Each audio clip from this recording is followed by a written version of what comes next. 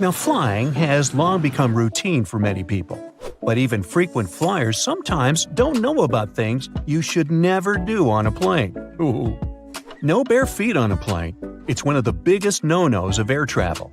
Even if we omit the topic of unpleasant odors. Phew. The airplane floor is extremely filthy. People with contagious foot problems might have been walking the aisles barefoot before you. There's likely to be a lot of dirt left after previous passengers. And don't even get me started on the floor in the lavatories. Ew. If your feet need some freedom, take off your shoes, but at least wear your socks, or bring along a pair of light slippers. Keep in mind that the pressurized air in the passenger cabin is just as dry as it is in the Sahara Desert, with only about 20% humidity. That's why your skin may feel discomfort after a flight. But wouldn't it make more sense to install several humidifiers that could add some moisture? But this extra load would cost airlines lots of money. Plus, the plane's airframe is mostly made of aluminum and other metals, and humid air could lead to corrosion. So, don't forget to bring a moisturizer and use it during the flight. Always secure your tray table as soon as the plane starts moving on the tarmac, and never lower it during the takeoff and landing. It's a security measure, which ensures that you and the other passengers will have a clear pathway in case of an emergency evacuation. Also, keep your seat in an upright position during takeoff and landing. First of all, a reclined seat can seriously slow down an emergency evacuation, since it will block a person sitting behind. What's more, the more backward you're leaning, the harder it is to get into the brace position during an emergency landing. Now try to avoid snoozing during or right after takeoff and landing. For one thing, it's not the best thing for your health. The main problem is that the air pressure inside the cabin changes very quickly during these phases of the flight. This, in turn, affects the air pressure in your ears. It's important to be alert during this time to relax and open up your ears, for example by yawning or swallowing frequency. Chewing gum works for me. If you're sleeping, you can't do this, which can lead to permanent damage. And of course, there's a safety issue. Most accidents happen during takeoff and landing. If you're sleeping during these stages, you might not be alert and conscious enough if an emergency happens. Now, this next recommendation comes from the EPA, the Environmental Protection Agency. According to them, you might want to skip on hot drinks on a plane. The water used to make tea or coffee doesn't come from bottles, it's regular tap water. And water tanks on airplanes are often old and full of bacteria. In 2004, there was a study which found that more than 12% of water samples contained harmful bacteria. But if you still decide to have a cup of hot beverage on a plane, never pour coffee or tea on your own. Flight attendants are trained to handle this task in crowded aisles of a moving airplane and won't accidentally burn you or other passengers. Now, it's probably better if you don't order Coke on a plane. The cabin pressure, so low up in the air, causes a lot of foam. For apparent reasons, flight attendants don't want to serve you a cup filled with froth. That's why they'll fill only half the cup, then wait for the bubbles to settle, and then finish pouring. That can take ages. Keep your air vent open. This way you'll minimize the spread of germs. Planes have high-quality air filters. They'll catch up to 99% of all airborne germs, so you should be safe there. But make sure to wipe that tray table. With 8 times more bacteria than the toilet flush button, it's the dirtiest place on board. Another thing you should avoid is leaning your head on the window if you have a window seat. You never know who occupied your seat before you, and, in any case, the glass is likely to be covered with germs. Say no to backless sandals and high heels on a flight. I do. There are very serious safety reasons for such a request. The first is that both these types of footwear make it very difficult to evacuate the aircraft fast. If you wear high heels, you will anyway have to leave them behind in case the crew is using emergency slides during an evacuation. The heels are very likely to damage the slide, so off they go. Now ask yourself, do you really fancy running away from the airplane barefoot? I'll answer that for you. Nope. Instead, wear sturdy shoes with a solid sole. In this case, you won't find yourself standing on the hot tarmac or in the weeds without any footwear at all. Don't stuff heavy objects into overhead compartments.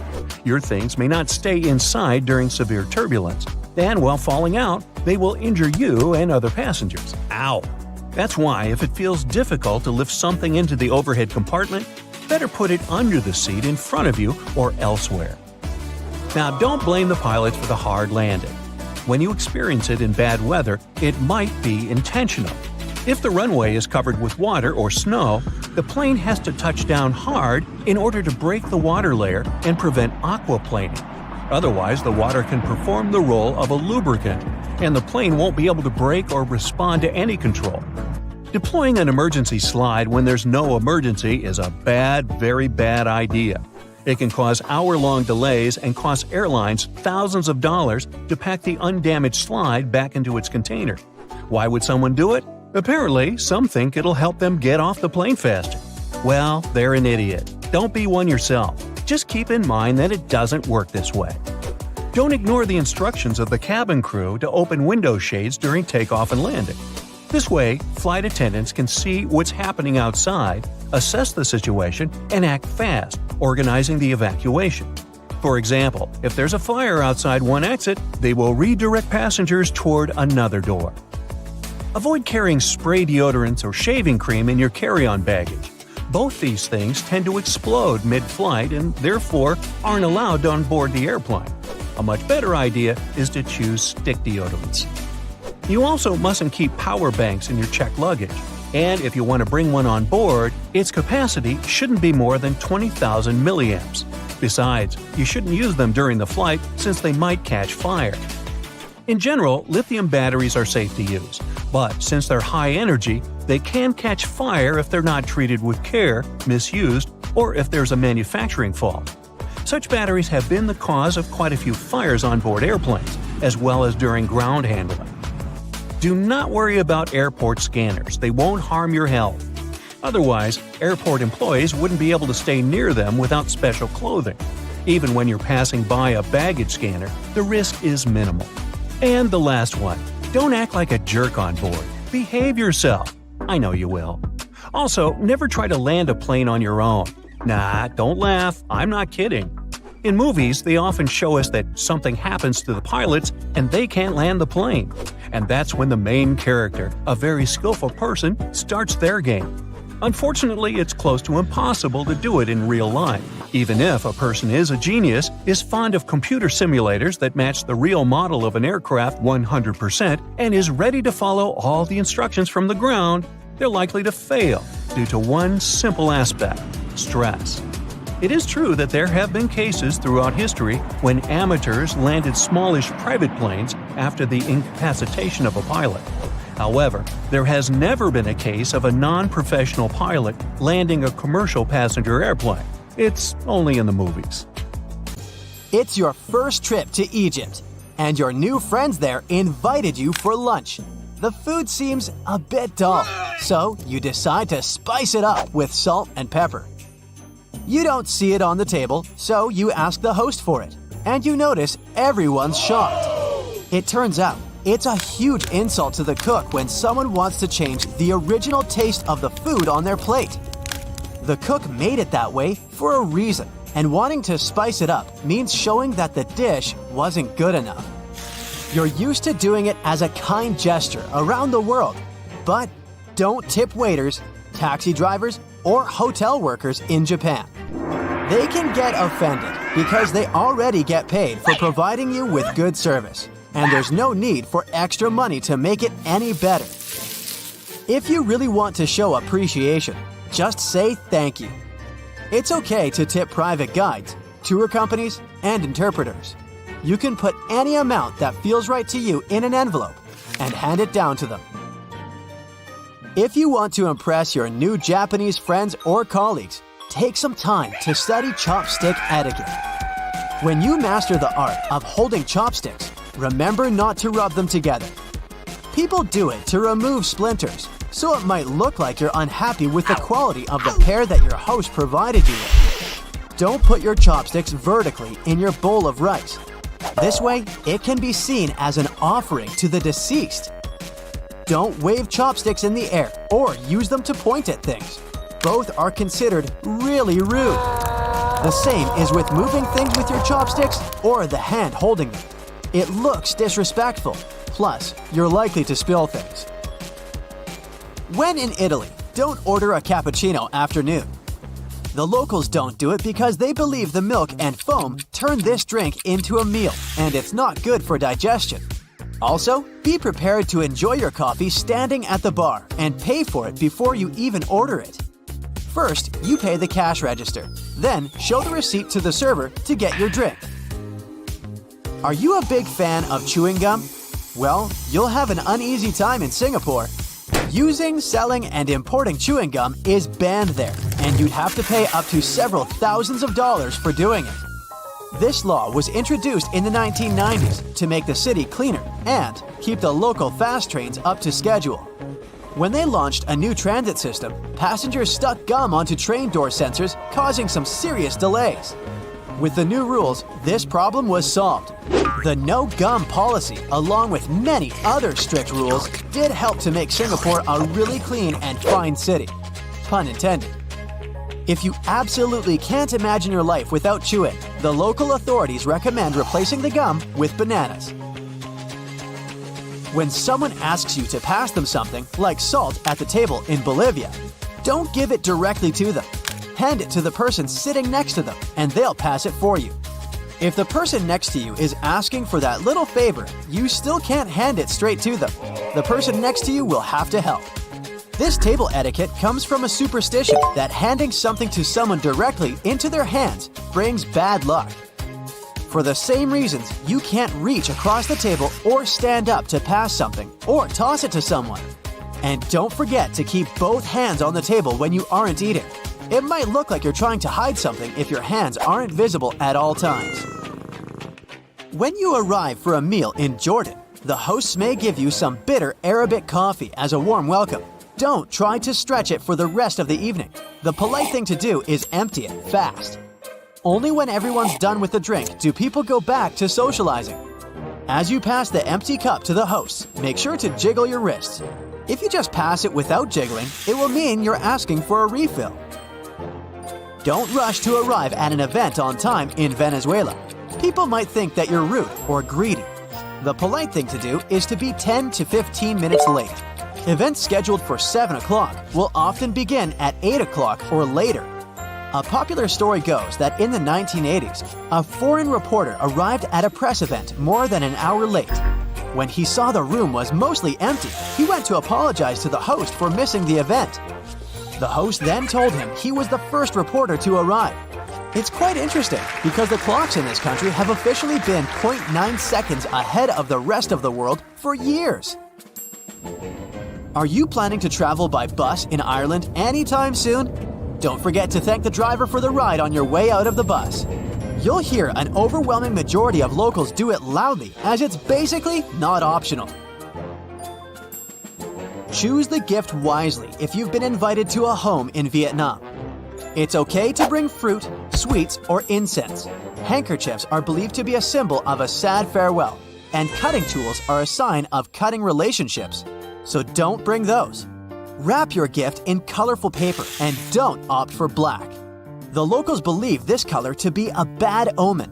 When you present the gift, hold it with both hands. And don't be surprised if the hosts don't open it right away. It's done after the giver has left. Don't leave anything on your plate in India. It's a sign of disrespect for the food you were served. Food is considered sacred in the country, so it would upset your hosts a lot. So, wash and dry your hands before starting the meal. Don't forget to praise the cook and wait for the eldest to stand up before you leave the table. In South India, it's common to serve food on a banana leaf. You gotta fold it over from the top when you're done with the meal. Folding it from the bottom means you weren't satisfied with what you got. It might be a good conversation starter elsewhere, but don't brag about your achievements in Denmark. The locals believe that everyone is equal, so you won't hear them talk about their successful careers or talents or how special they are. And they expect the same from you. If you're looking for a good topic, they'll gladly talk to you about the greatness of their country. The Danes are really proud of it and all its wonders. If you're going on a trip to Germany, and plan to drive on the famous Autobahn. Make sure to tank up before you hit the road. Stopping, parking, making U-turns, and backing up on this super speedy highway is illegal. Yes, even if you have to stop because you've run out of gas, you'll have to pay a fine since you were supposed to plan things better. And although the Autobahn technically doesn't have a speed limit, watch out if you're passing by urban areas like Frankfurt, Berlin, and Munich, or construction works and heavy traffic. There will be special speed instructions for these spots. In case you're planning to explore Cyprus by car, quench your thirst before you start the vehicle. Drinking anything, including water, isn't allowed while driving on the island.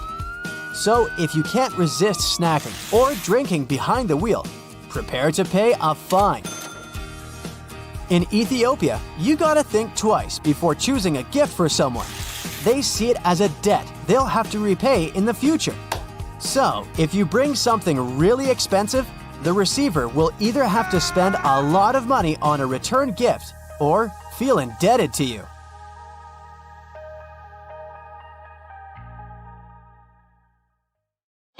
Would you like a professional stylist to fold your luggage, a private chef to cook meals just for you, and an entire plane to transport your TV set that didn't fit in your private jet?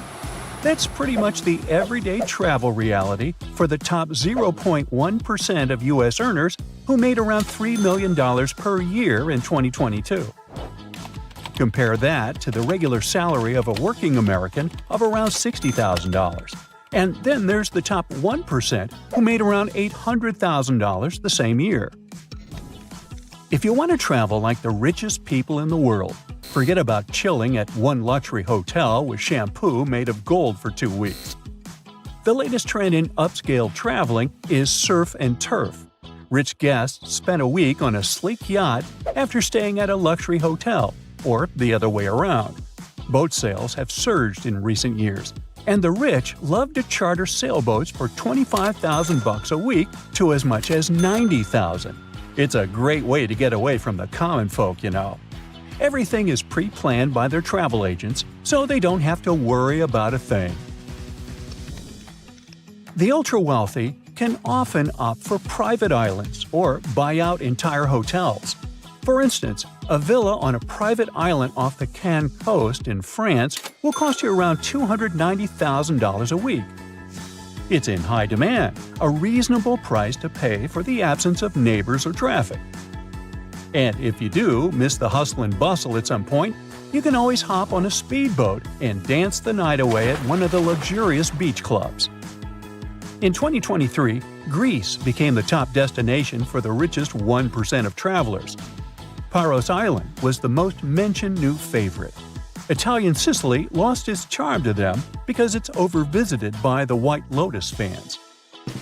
And it's not just about the Four Seasons-operated San Domenico Palace, where the show is based, but the entire island. For winter fun, there's always Aspen and ski towns in the European wonderland, like Switzerland and France. They have exclusive hotels, Michelin-starred restaurants, high-end shops, and chalets that look richer and more luxurious than an average family house. If there's no natural snow, the artificial snow system solves the problem. Some of the best hotels have direct access to lifts that take guests to the main skiing slopes.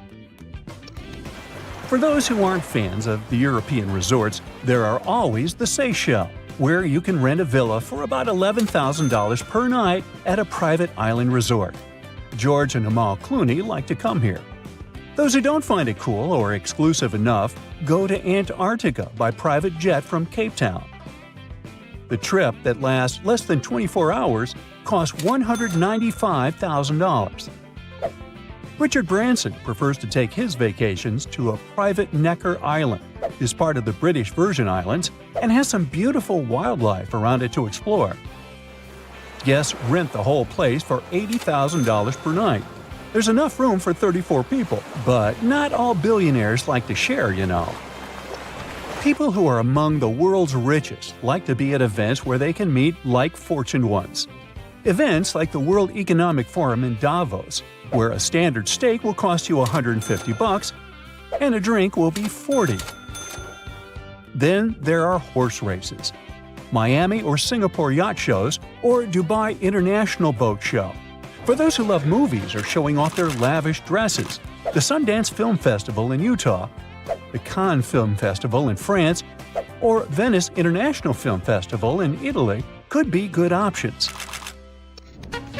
Sports lovers travel to events like the US Open Golf Tournament and other golf cups, the Wimbledon Tennis Tournament in the UK, the Melbourne Cup in Australia, or the Monaco Grand Prix for those who love speed and expensive cars. Those who can't live without style and like to be trendsetters don't miss fashion weeks in New York, London, Milan, and Paris.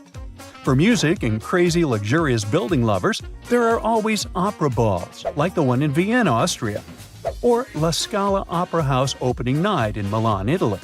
And then, of course, there are special events like birthdays. When she was turning 22, billionaire Kylie Jenner rented a super yacht for over $1 million per week. An average person would have to save up for years to rent this vessel, even for one day. Okie dokie. So they need to find a way to get to their deluxe point B, right? Well, more and more people opt for private jets. You can fly at any time, even during restrictions on commercial air travel, to any place. And you won't have to choose between chicken or pasta when the flight attendant finally reaches your seat, 35D. There are around 22,000 business aircraft worldwide, and the number is only going up. Most of these jets are in the US, and Brazil takes the second place. Germany is the leader in Europe and only ranks 5th on the global list. Now, if for some reason they aren't traveling to their destination by a private jet and decide to share first class with other passengers, they'll at least need to ship their luggage instead of taking it on the plane with them. The luggage of the wealthy gets picked up from their door and awaits them at the luxurious suite or yacht on the other side of the journey. And if they want it to be done within one day, they need to pay hundreds of dollars for one bag. By the way, you don't expect them to pack their bags all by themselves, do you? It's much easier to hire someone for thousands of dollars to go through all that trouble. A professional stylist picks all the clothes that will look picture perfect and then rolls the items, puts them in bags, and makes lists of what's inside and what goes with what. The clothes aren't included in the stylist's compensation, of course, so they add another 1,000 or 10 to the vacation grand total. Although the ultra-rich travelers can afford to rent any car while traveling, not all of them like to sit in a vehicle that belongs to someone else. That's why they choose to ship their own luxurious cars to their destination. It costs around $36,000 to fly a Porsche from Dubai to London with Emirates. It's enough money to buy a brand new family hatchback in the UK, but most billionaires don't like this type of vehicle. Some wealthy travelers don't trust commercial airlines and prefer to charter a cargo plane to transport their vehicles. Sometimes they take a whole bunch of cars, motorbikes, and other expensive toys. Covered trucks in the country of destination transport all this beauty to the client's address or a garage of their choice. Owners don't like stranger delivery drivers to add miles to their shiny vehicles. This whole delivery service costs several millions. Some cars have only sentimental value for their own and are worth way less than their deluxe delivery. One really well-off man even hired a cargo plane for his Samsung TV that couldn't fit through the door of his jet. Oh, rich people's problems. They can afford to eat at any restaurant in the world, but it would be too mainstream, so they prefer to bring their private chefs on vacation. These professional cooks know their clients' diets and health goals. For luxury travelers, consistency and routine are too important to trade them for public restaurants. For chefs, it's often a chance to travel for free and get a good salary at the same time. Sometimes the clients will even fly the family of the chef with them if traveling happens over the holidays. This job has high demands and can be really stressful with varied working hours.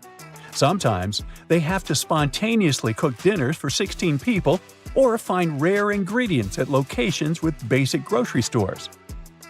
And of course, everything they overhear during meals must remain a top secret. You check into your hotel room, connect to Wi-Fi, jump on the bed, and post 15 photos of your new window view. When the initial surge of excitement is gone, you notice a suspicious blinking light on your big TV. Could it be that someone is watching you? Or have you just seen too many spy movies? Well, hidden cameras come in all shapes and sizes. Large ones are easy to spot, but the small ones can be really sneaky and inconspicuous.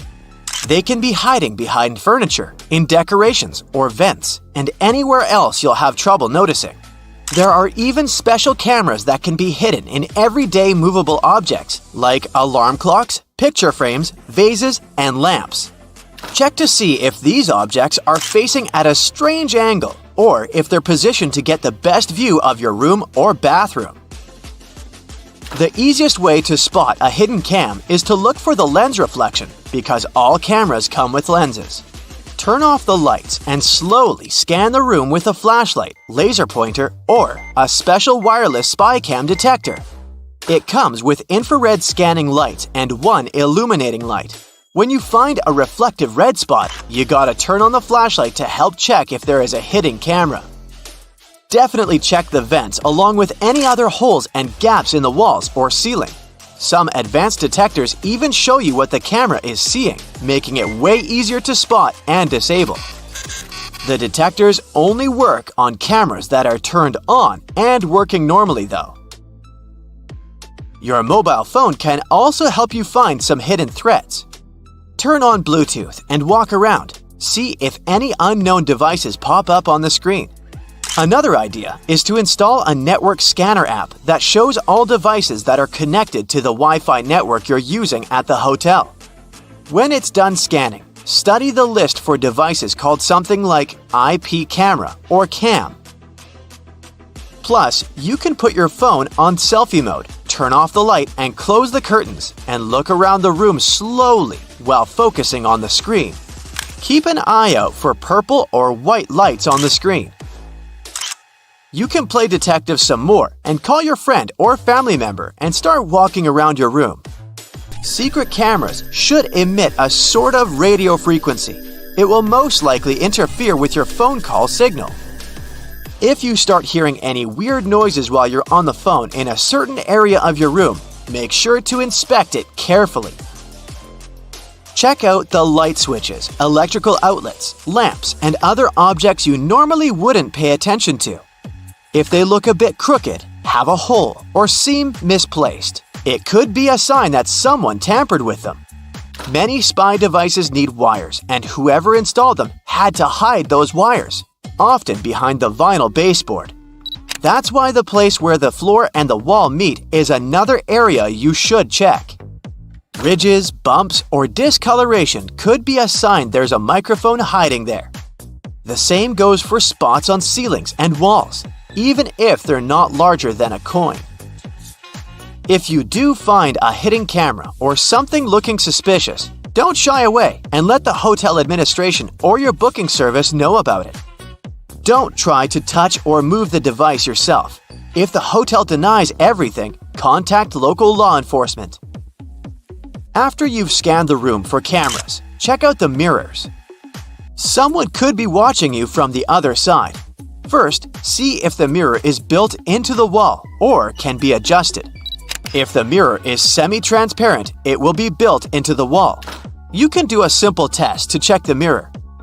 Press your fingertip against the glass and push firmly enough to leave a fingerprint as you move your finger away.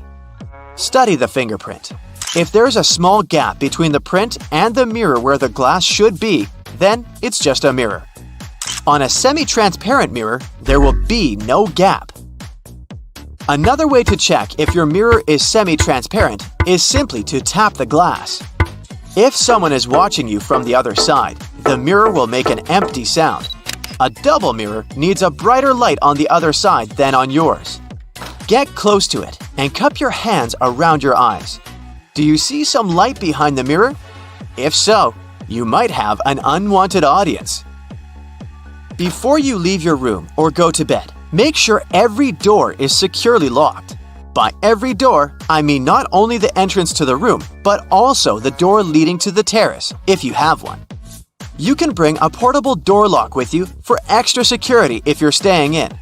You could also start a little DIY project and wrap a belt or a bag strap around the arm that pushes the door shut. Buckle it up and wrap it around several times for an extra layer of protection. Another idea for when you're about to nap or go to sleep is to build a pyramid of stuff by the door. Glasses and mugs will do perfectly. If someone tries to get inside while you're sleeping, there'll be some serious noise. Intruders prefer to keep it low-key, so they're highly likely to give up on robbing you straight away. If you travel with some valuables and don't feel comfortable leaving them around the room, you could put them in the safe inside your room. But because those safes use passcodes instead of physical locks, someone from the hotel has to know the master code to unlock it, just in case. So, you can bring your own safe with you instead. You can find the ones looking like books on Amazon, for example. They're made of strong metal and textured paper. They come with a combination lock and have enough room to fit your passports, cash, and jewelry. In case you have to leave your laptop in the room and want to make sure no one plugs in a USB drive to steal your data, here's what you can do. Leave a bottle of water or some other item next to the USB port. Measure the distance. Let's say it's 1 thumb length away. For someone to plug in their device in the laptop, they need to move the bottle. You can take it one step further and drop a pen parallel to the laptop under a certain angle. You can measure the angle with your smartwatch or phone using the compass app. Again, if someone moves it, you'll know. Even something as simple as a "Please do not disturb" sign can help you figure out if someone entered your room while you were away. Make it look like you left in a rush and the sign accidentally stuck between the door and the door frame. If you come back and the sign is hanging freely, then someone must have ignored it and tried to disturb you. In that case, you can contact reception and ask to send someone to enter the room with you to keep you safe. If you care about the cleanliness of your room as much as you do about your belongings and your personal safety, this one's for you. Hotel housekeeping workers normally have up to 20 rooms to take care of on an 8-hour shift. It means they'll have no more than 30 minutes for your room. It gives them enough time to make the bed, clean the floors in the room and the bathroom, empty the trash bins, and dust all surfaces. But they rarely have the time to take care of smaller objects like light switches, door and drawer handles, and remotes. And yes, these are exactly the objects you'll be in contact with the most. They can actually have more germs than the toilet.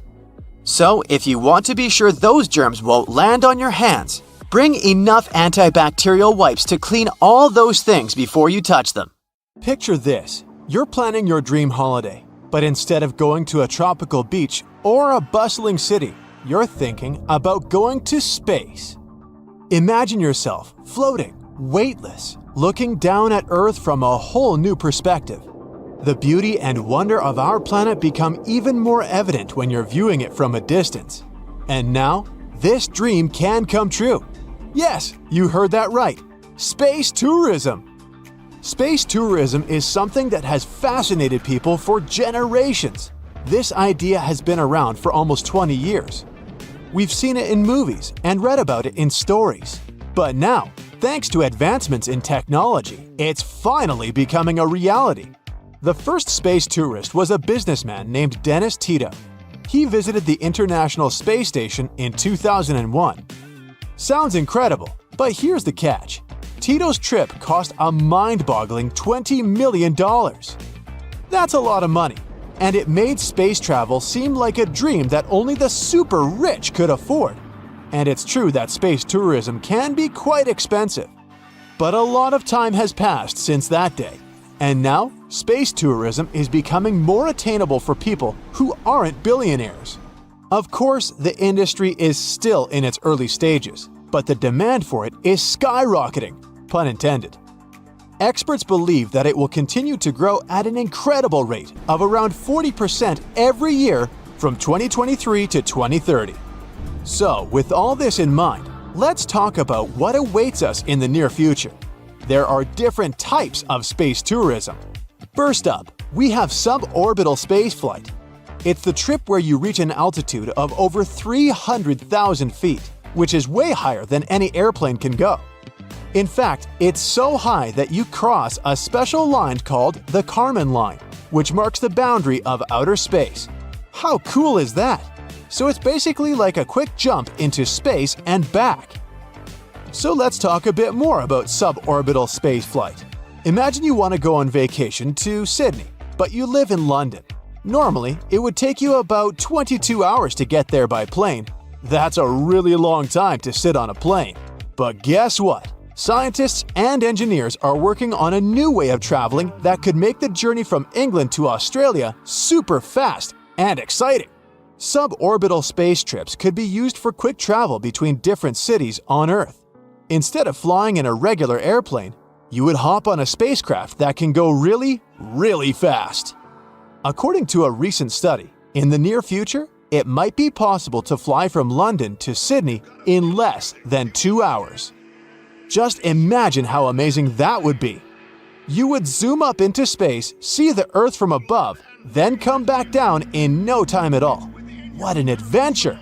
This study, conducted by the UK's Civil Aviation Authority, was all about understanding how our bodies react to trips outside Earth's atmosphere. To figure this out, the researchers needed some brave volunteers. They recruited 24 healthy people between the ages of 32 and 80. These volunteers were taken to a special training facility called an RAF centrifuge in Cranwell. A centrifuge is a big machine that looks like a giant spinning chair. The volunteers were sat in there to experience a simulation of spaceflight. They were spun around, and their bodies felt the pressure and changes in gravity that happen when you go into space. Almost everyone handled the simulation pretty well and quickly returned to normal. One person even briefly lost consciousness, but it was because of the gravitational forces, and they recovered soon after. Now, this study found some surprising things. Many people think that you have to be really fit and young to handle space flights. But the research showed that older people can actually cope better with all this gravity craziness. So even if we don't develop space tourism in the next decade or two, you'll still have a chance to visit space even when you get old.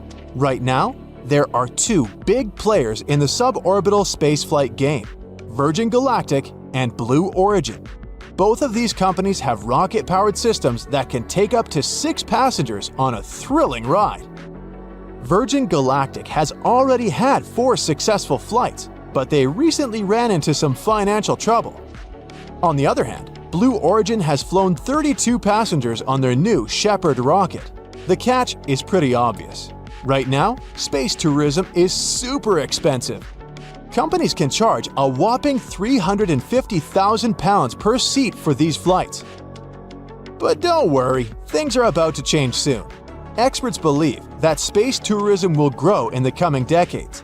It will be kinda similar to what happened to airplanes. Right now, the cost of a quick trip to space is very high. But as time goes on, the prices will go down. Eventually, space tourism will become more affordable and accessible to people all around the world. That means not just our children, but many of us will have a chance to experience the wonders of space. As technology advances, we might even be able to plan rocket-powered holidays in the future. Can you imagine telling your friends that you went on a vacation to space? What a flex! And now, let's talk about orbital spaceflight. This is the real deal, where you get to spend more time in space. Instead of just a few minutes, you can spend anywhere from a few days to over a week up there. And we're not talking about a measly 300,000 feet anymore. We're talking about going over 1.3 million feet high.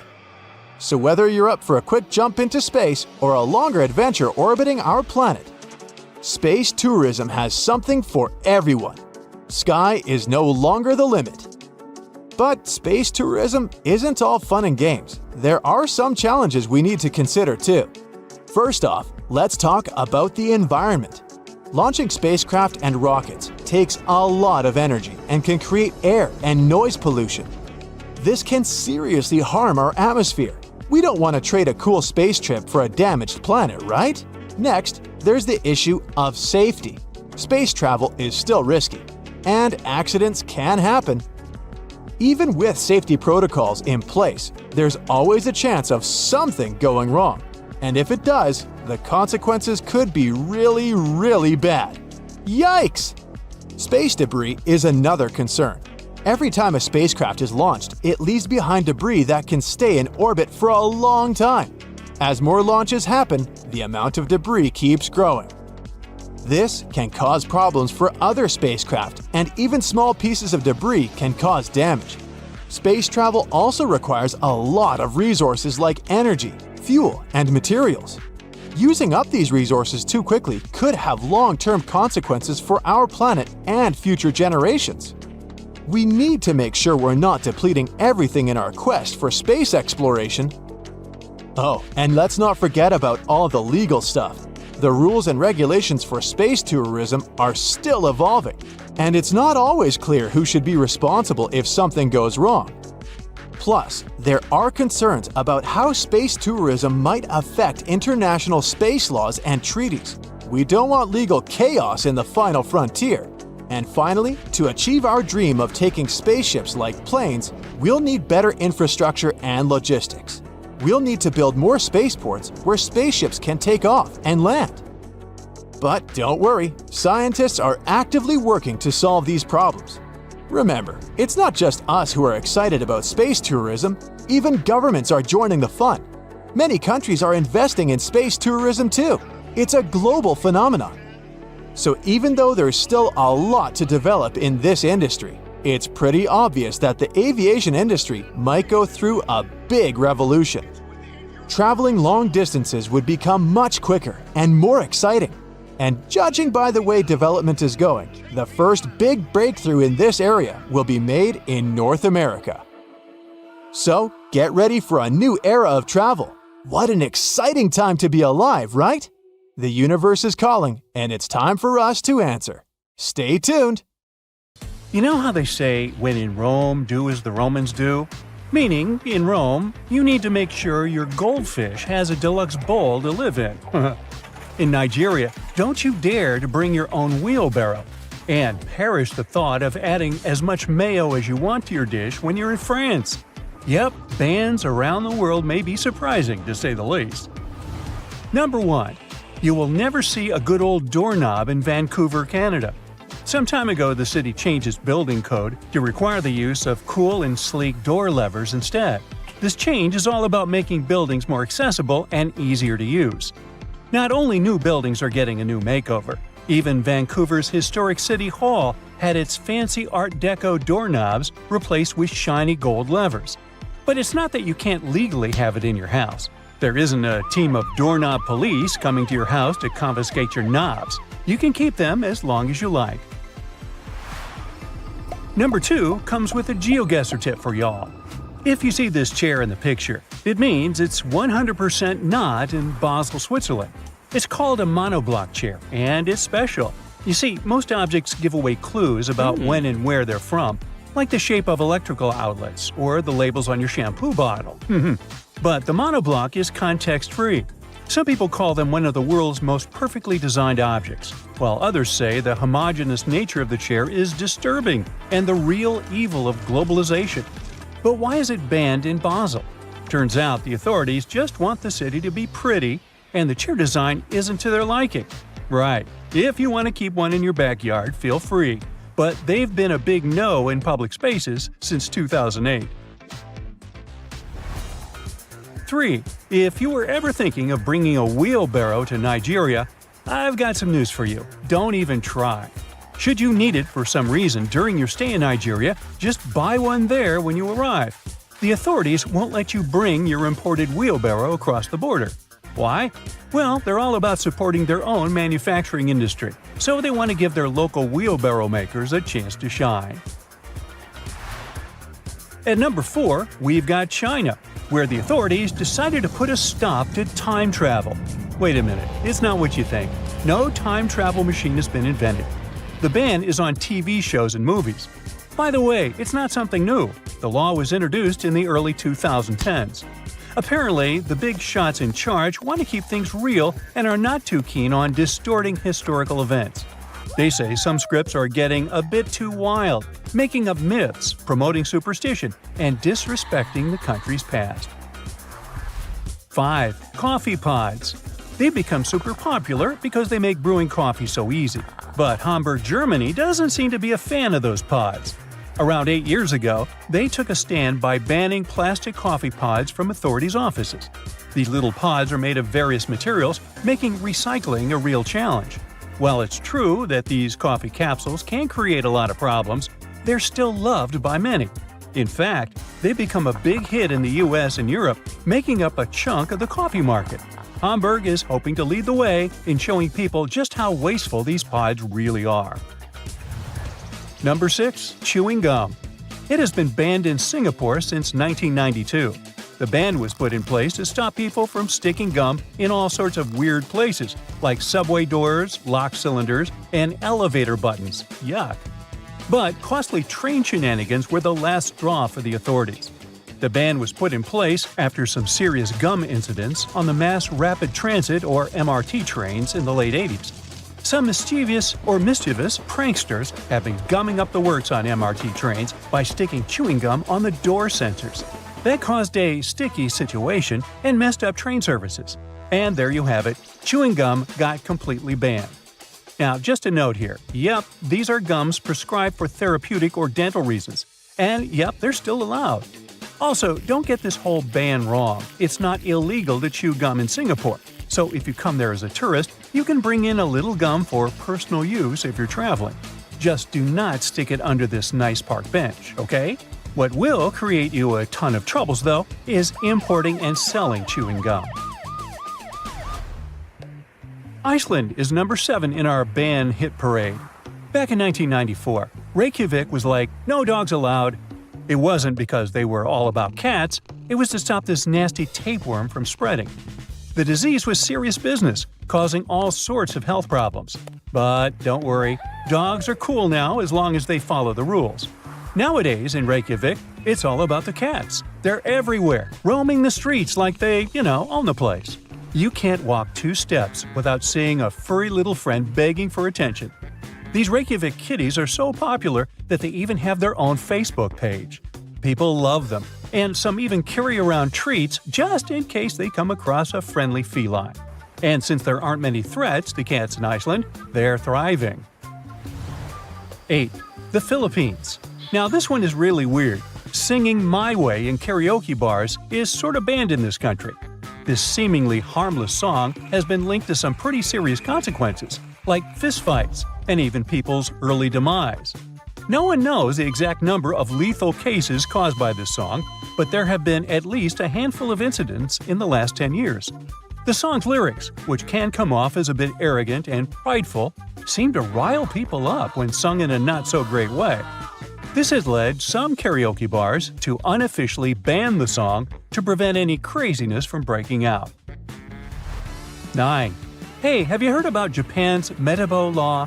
It's all about measuring waist sizes to tackle obesity. It was introduced in 2008, and the idea was that if companies and local authorities didn't meet the goals, they would face financial penalties.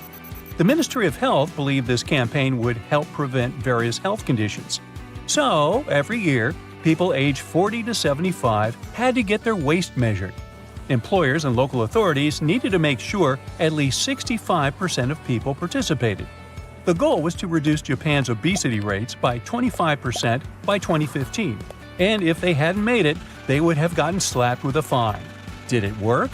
Well, in 2024, there are only 4.5% of people who reportedly have weight issues in Japan.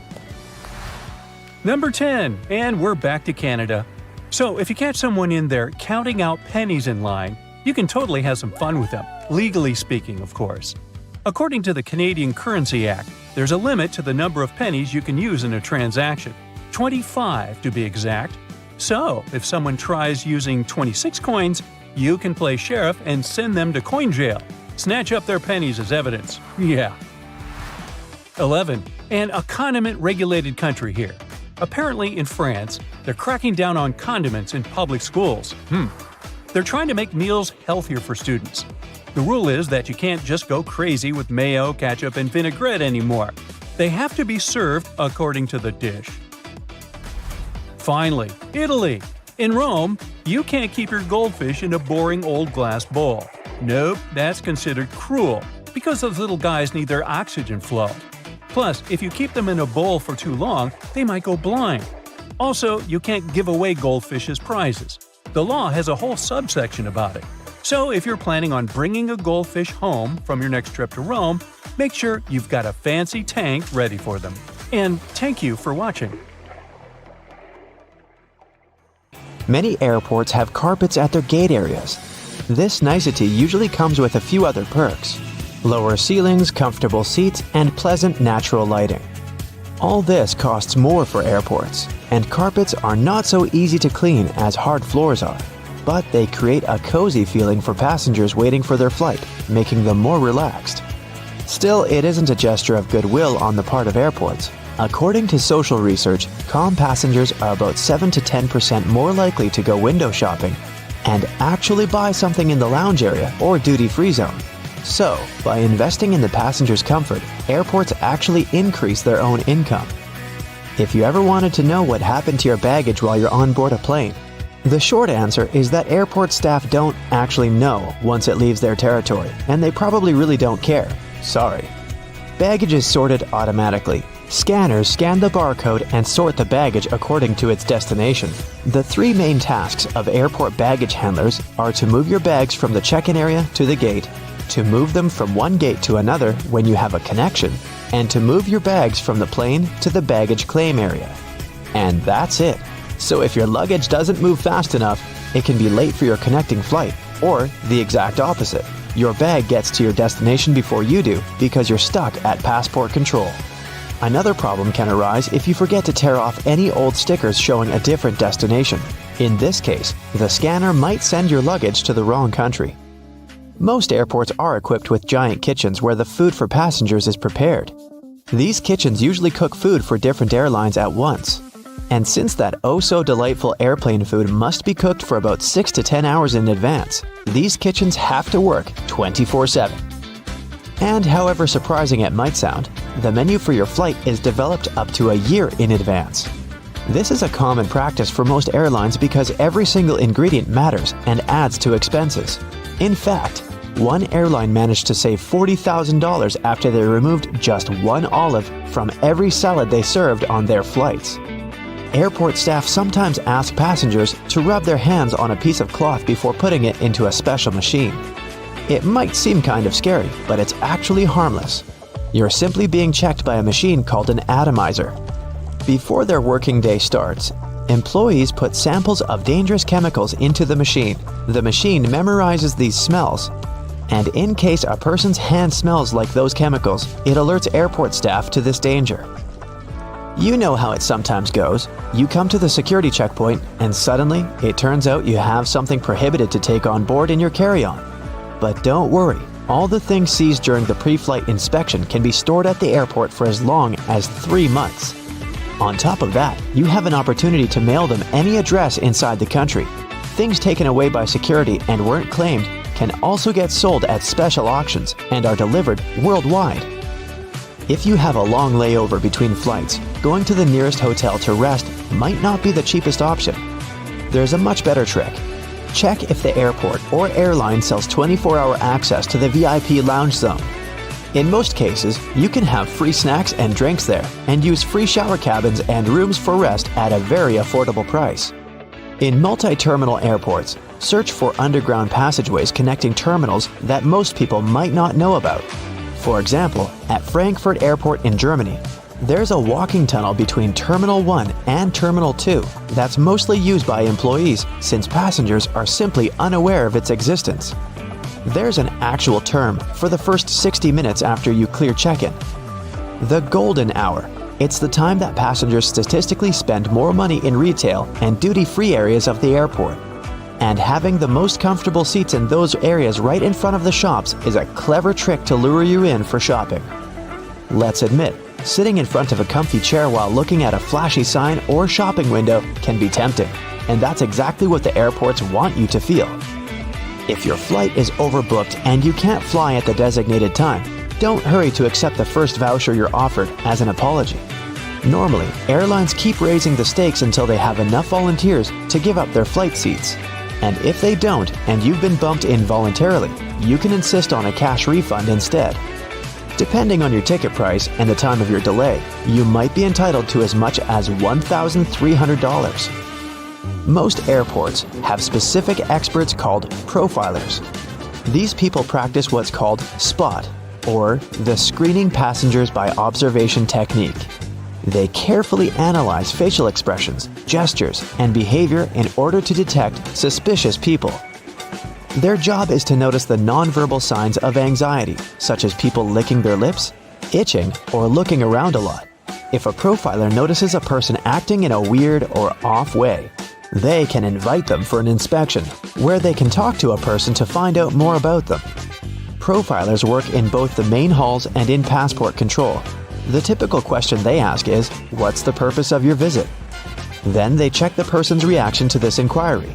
No matter how reserved a passenger is, if they have something to hide, TSA officers will find out, thanks to the tiniest cues in people's behavior.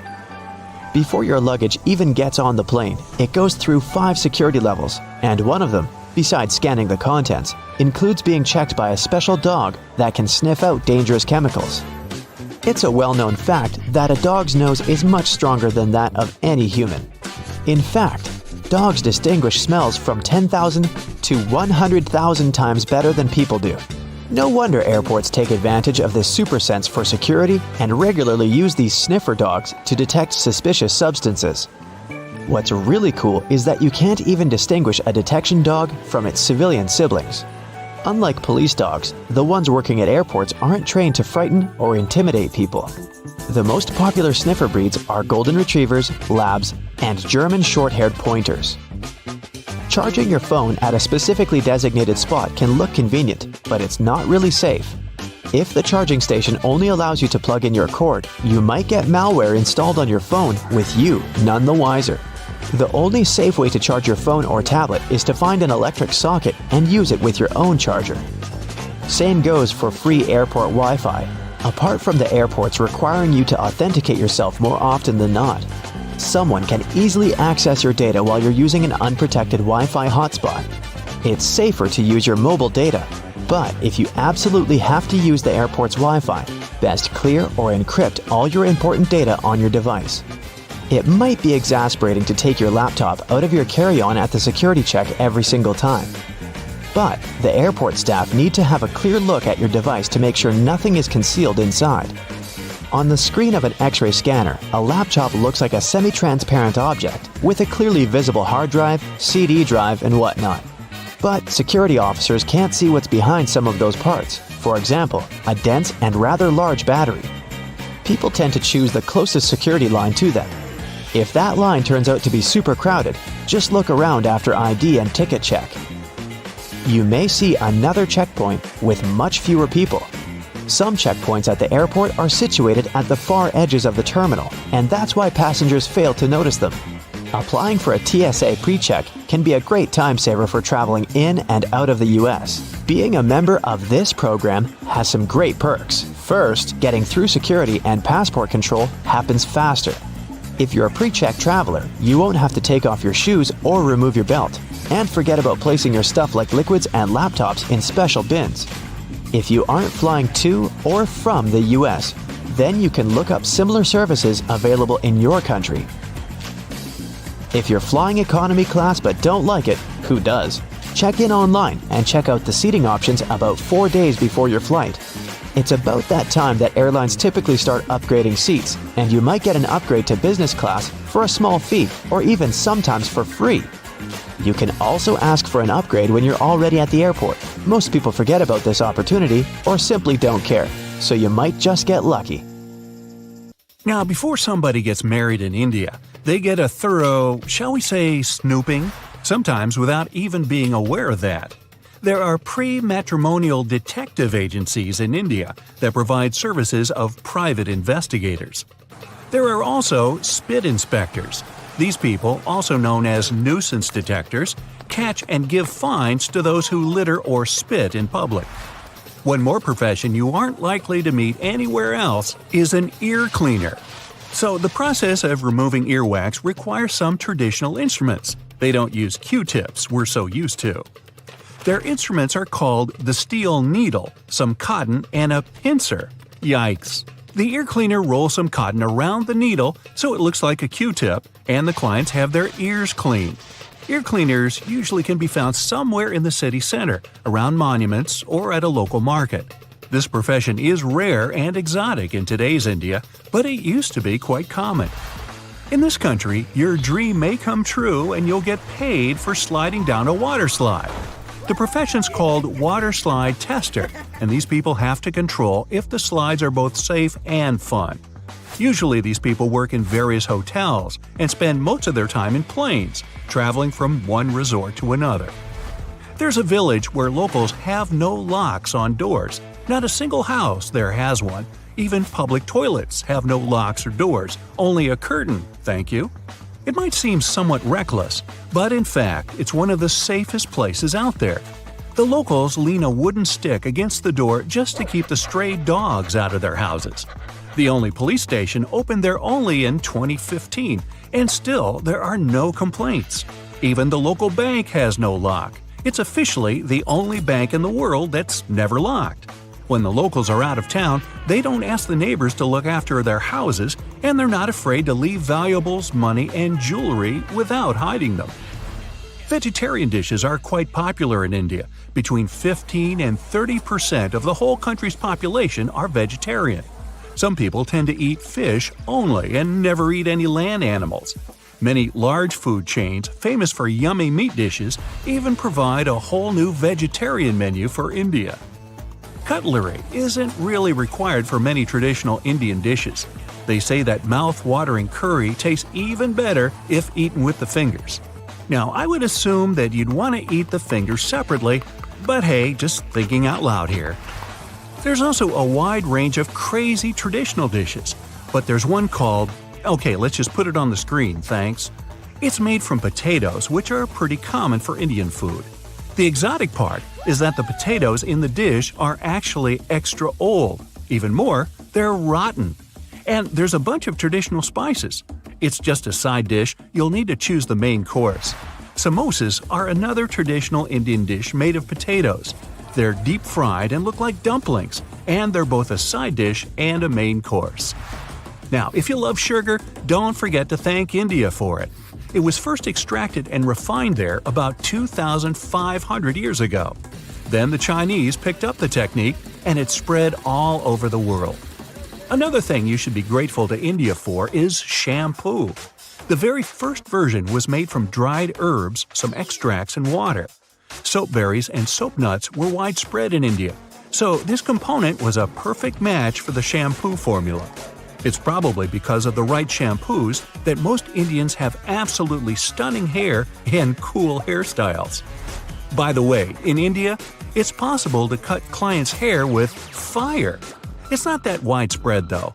Only one barber is said to do it. First, they sprinkle the hair with some flammable powder, then they light it up and literally set the hair on fire.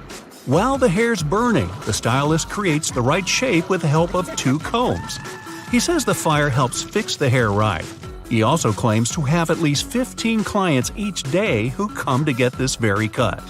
He sure makes it look like it's a cinch to do.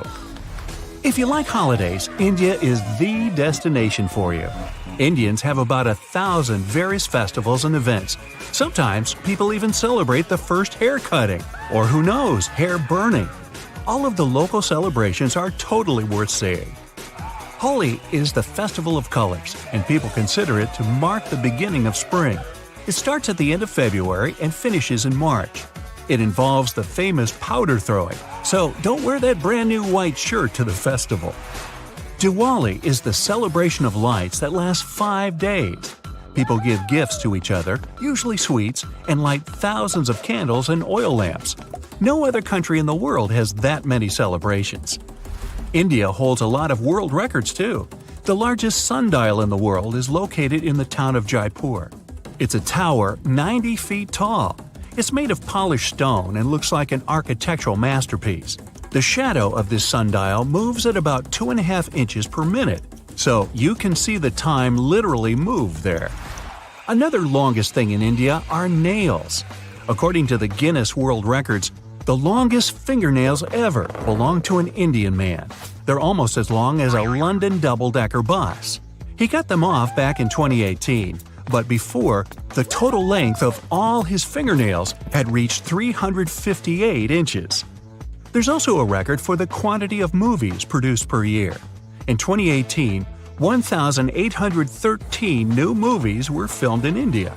The quantity is so impressive that if you wanted to watch all the movies made in the country in 2018 and you watched a movie per day, you'd still be watching them today in 2021. North Sentinel Island, which is a part of India, is probably the world's most remote place since nobody can visit it. Strangers aren't welcome there. The locals are quite introverted and would always reject any contact from outside. No ship is allowed to come closer than 5 nautical miles, and special people always patrol the area. It's one of the very few places in the world that has no modern civilization. Recently, the island's been open to the researchers, but tourists still can't visit it. Several years ago, 2 frogs got married in one coastal town named Udupi. It was done to encourage the rainfall. It was too hot, over 120 degrees Fahrenheit. Both animals had unique outfits for this occasion, and the bride even had a toe ring. The 2 frogs were sent off on a honeymoon to Manipala and were released there. Sadly, each of these guys had to go their own way a couple of months later because the locals had to stop the downpour that started soon after their wedding somehow. There are not 4 but 6 seasons overall here. According to the North, West, and Central Indian calendars, Indian spring is in March and April. Next comes summer, also known as hot season. It starts in May and finishes in June. It's also one of the marriage seasons. Next comes monsoon, also known as rainy season. It starts after the summer solstice, usually in July, and lasts throughout August. Next comes fall, which spreads from late September to mid-November. After fall, they have a pre-winter or simply cool season. The real winter or cold season starts in January and goes on until February. In fact, there are many more other calendars in India, but all of them have 6 seasons with slight differences. The Statue of Unity is actually twice as tall as the Statue of Liberty, reaching 600 feet. It was open to the public only about 2 years ago, back in 2018. The statue consists of 5 parts, but only 3 of them are accessible to visitors.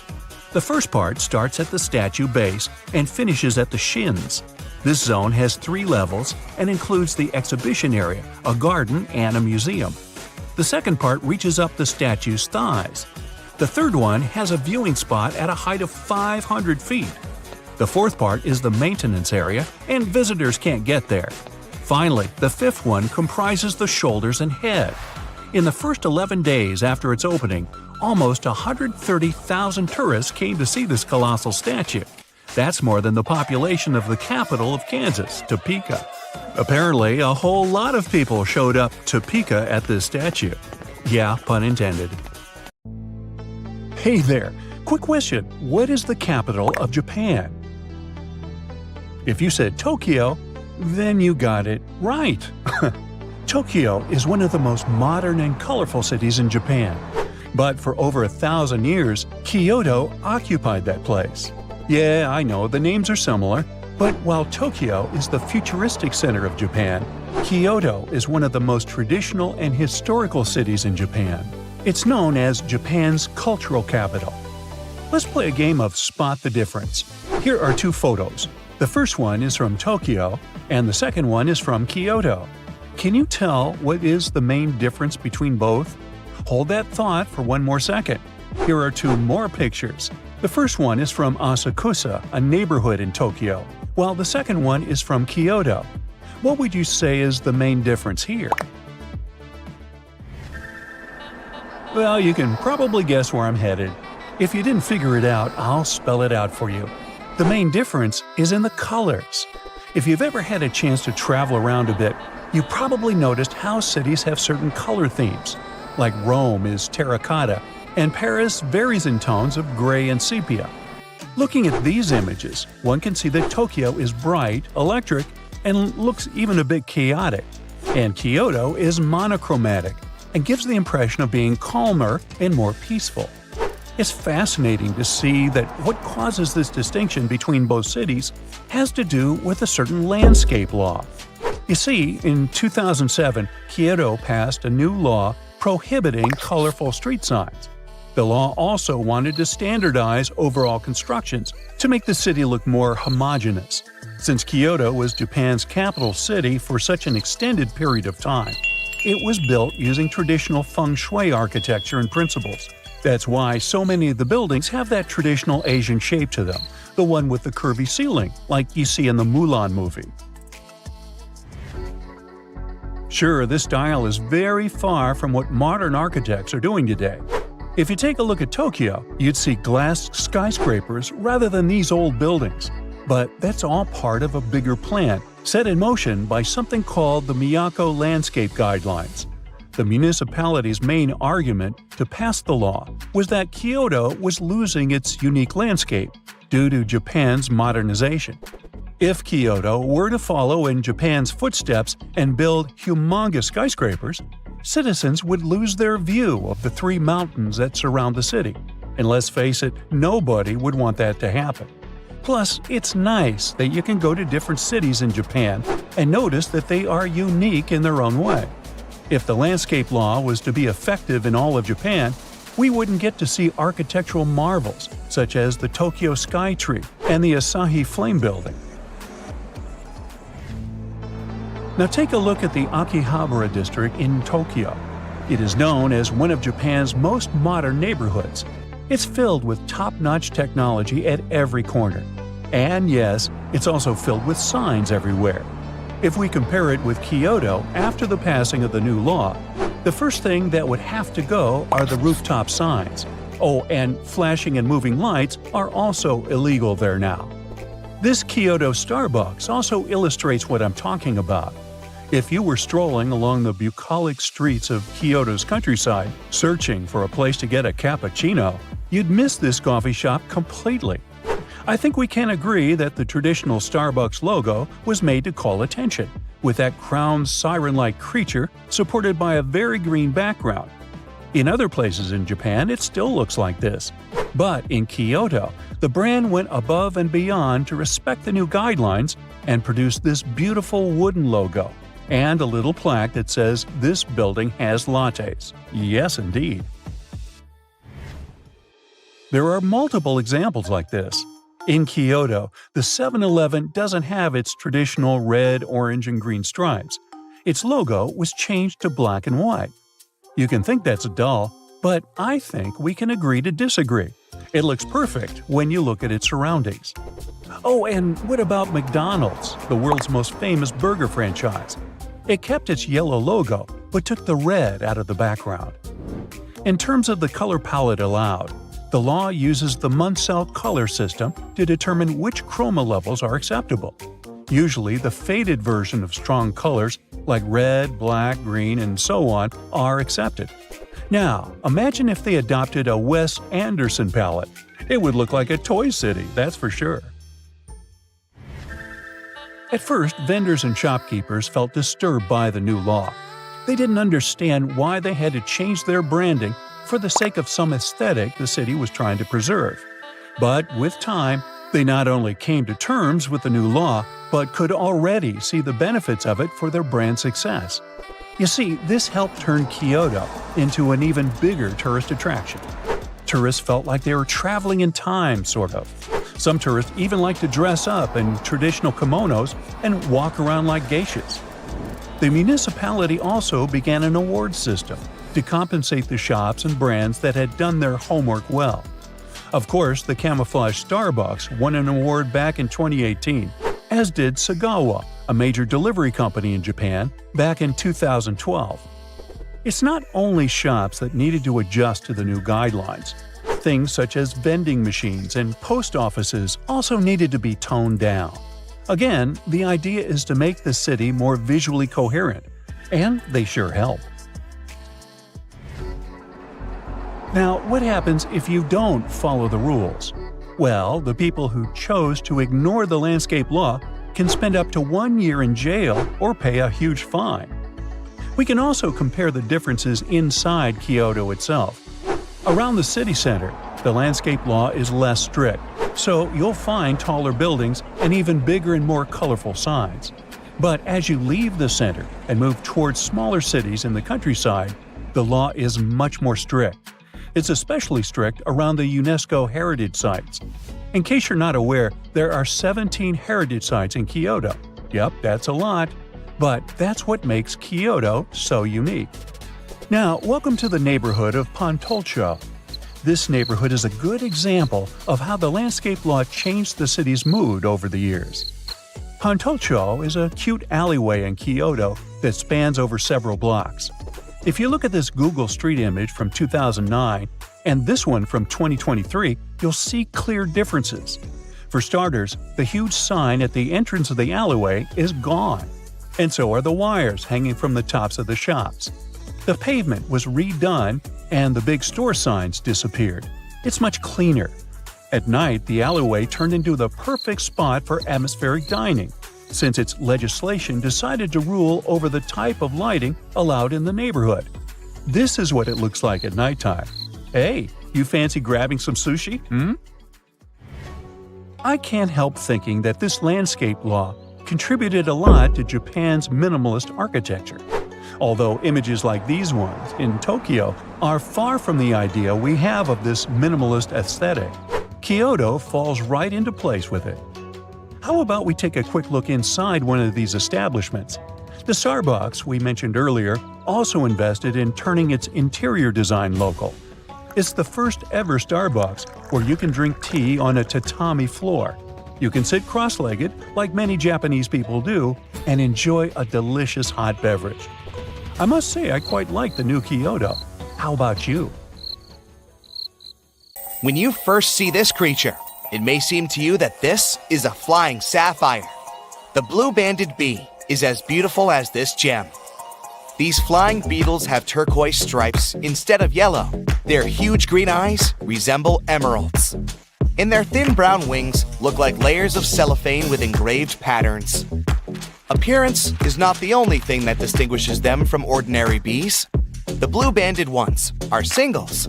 They don't move in swarms and don't live in large nests. These beetles like settling in small burrows in the soil or crevices in rocks. Another cool difference between our blue guys and ordinary bees is their unique way of pollination. Scientists call it buzz pollination. The blue bee sits on the flower, holds it tightly, and begins to shake the whole body. It creates a series of small, fast vibrations. This way, the bee also shakes the flower, quickly and gently. These movements make the pollen move out of the anther. Then the bee stops and collects all this pollen. Some scientists think these bees prefer pollinating purple flowers. This helps the blue bees blend in with the plant and remain unnoticed by enemies. But this theory hasn't been proved yet. The blue-banded bees mainly inhabit the territory of Australia. They are an important element in the agriculture of this country. These bees work with tomatoes, cranberries, eggplants, blueberries, kiwi, and chili peppers. Ordinary bees can't pollinate most of those plants, but their blue relatives can. On a global scale, more than 8% of plants in the world need to be pollinated through buzz pollination. That's why farmers love and protect blue-banded bees so much. Wasps and bees are very similar in appearance. Sometimes they can be difficult to tell apart, but their lifestyle is totally different. Bees are quiet beetles that spend all their time pollinating plants, collecting nectar from flowers, and making honey. We can say that bees are small, powerful trucks, but wasps are racing supercars. They are more aggressive, much faster, and more maneuverable in the air. Their stings are more painful. Yes, they can also carry pollen from one plant to another and feed on nectar, but their main mission is to control the population of insect pests, such as aphids and some species of caterpillars. According to some estimates, wasps manage to get rid of more than 14,000 tons of insects in the UK alone during one summer. Imagine how much they do all over the world. Wasps are dangerous beetles, but among them, there is one kind that is distinguished by its peaceful nature and lifestyle. This is the mud dauber wasp. It also has a black and yellow coloring, but it looks more elegant. A swarm of regular wasps is controlled by the queen, but mud daubers are solitary creatures. They build a small nest of mud in which they live with their children. A mud dauber will bite only if it's in danger. Unlike other wasps, these insects only use their venom to paralyze spiders, flies, and caterpillars. Then, they bring them to their nest to feed their children. So don't be surprised if you see a large horde of paralyzed spiders inside the nest. There can be more than 500 bugs in one nest. When little wasps hatch from eggs, they immediately begin their feast. The most unfriendly wasp species is the hornet. They are also wasps, but bigger, angrier, and with an even more painful bite. Its bite is one of the most dangerous among all insects. This critter can grow to be the size of a thumb. That's 3 times as large as a regular bee. Hornets attack in a huge swarm and pose a great danger to any animal. To fight them, people wear thick protective suits that resemble spacesuits. But the worst thing is that hornets invade hives and reduce the bee population. This can lead to a catastrophe on a planetary scale, since bees pollinate more than half of all fruits, vegetables, grains, and nuts in the world. Look at this big buzzing bumblebee. There's something wrong with it. It lands on a flower. And wait a minute. This is not a bumblebee at all. It's some kind of green-orange beautiful beetle. Oh, now it takes off and looks like a bumblebee again. Meet the pellucid hawk moth. Thanks to its color and transparent wings, it creates the illusion of a bumblebee. The wings of most insects serve for thermoregulation. They warm their body. Other insects have wings that help them fight enemies. A butterfly manages to look like a large creature thanks to the pattern on its wings. Some insects communicate using vibrations created by their wings. Colored wings have many different purposes, but the pellucid hawk moth has transparent wings, and their main function is to avoid reflecting sunlight. These fast-moving transparent wings practically don't shine in the light and tone down the color of the beetle. Thanks to this, when the moth is flying, other insects perceive it as a bumblebee and are afraid to attack it. These bumblebee copycats are found in Africa, India, Southeast Asia, and Australia. At the beginning of life, they are bright green caterpillars that feed on coffee and pomegranate leaves.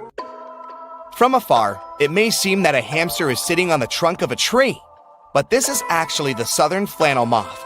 It's large and covered with thick fur. Don't try and pet it if you don't want to go to a hospital. There are many poisonous thorns hidden inside this fur coat. Even a light prick can make you experience lots of unpleasant sensations. Other insects that pretend to be bees and wasps are hoverflies. They look like wasps, fly like wasps, and imitate a wasp's sting. But their coolest ability is copying bee buzzing.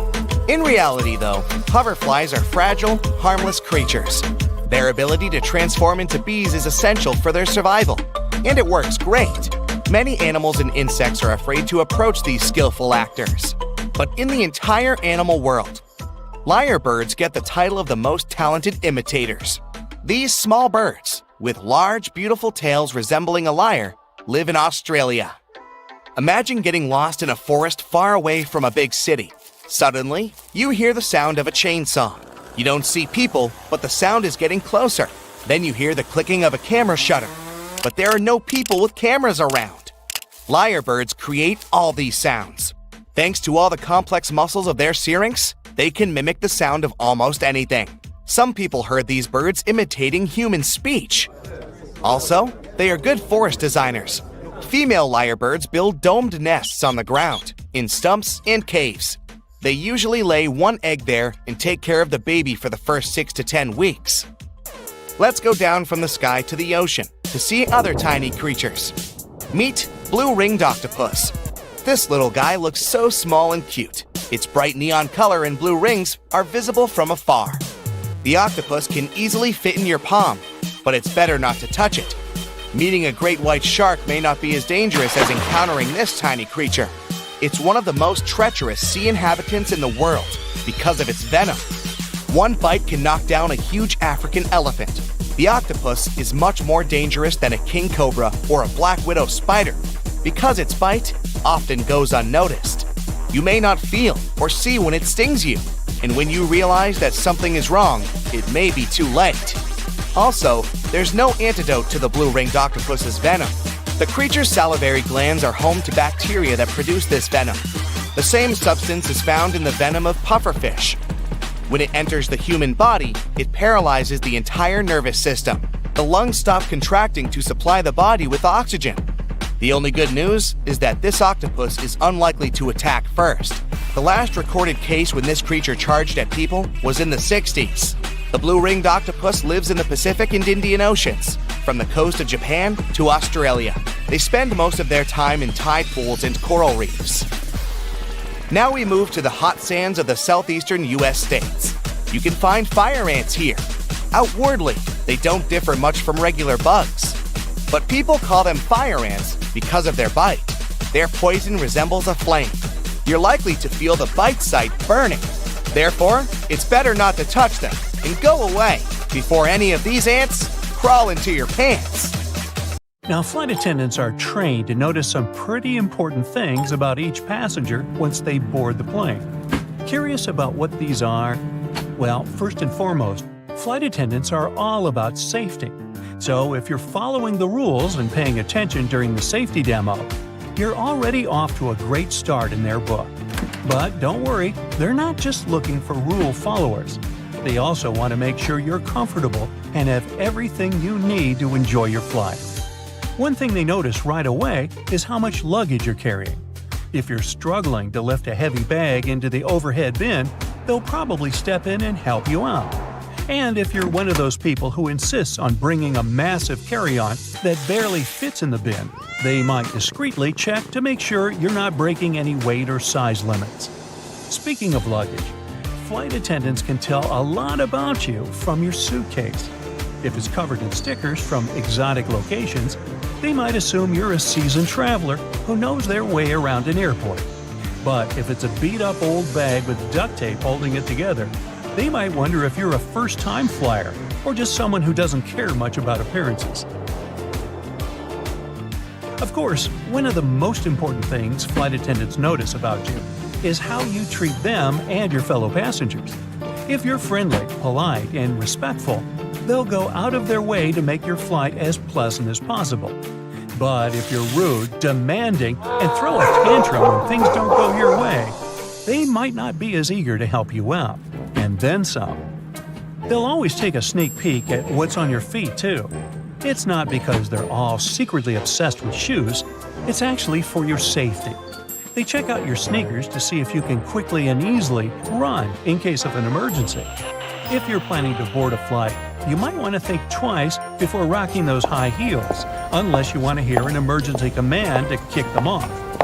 Speaking of emergencies, flight attendants also like to look at whether you're a fit person or not. They do this just in case they need some physical assistance in the event of some bad, unwanted thing happening.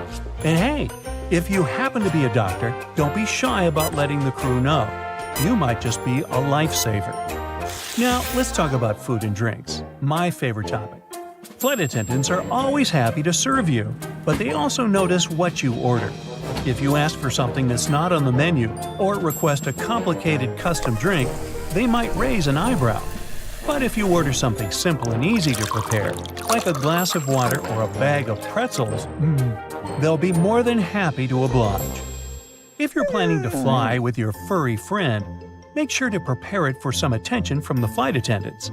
Don't worry, they're just curious about your cute companion. And if your pet is a trained service animal and registered with the airline beforehand, they're good to go.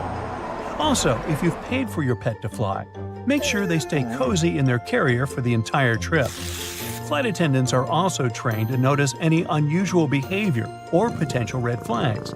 If someone seems nervous or anxious, they'll keep an eye on them to make sure they're okay.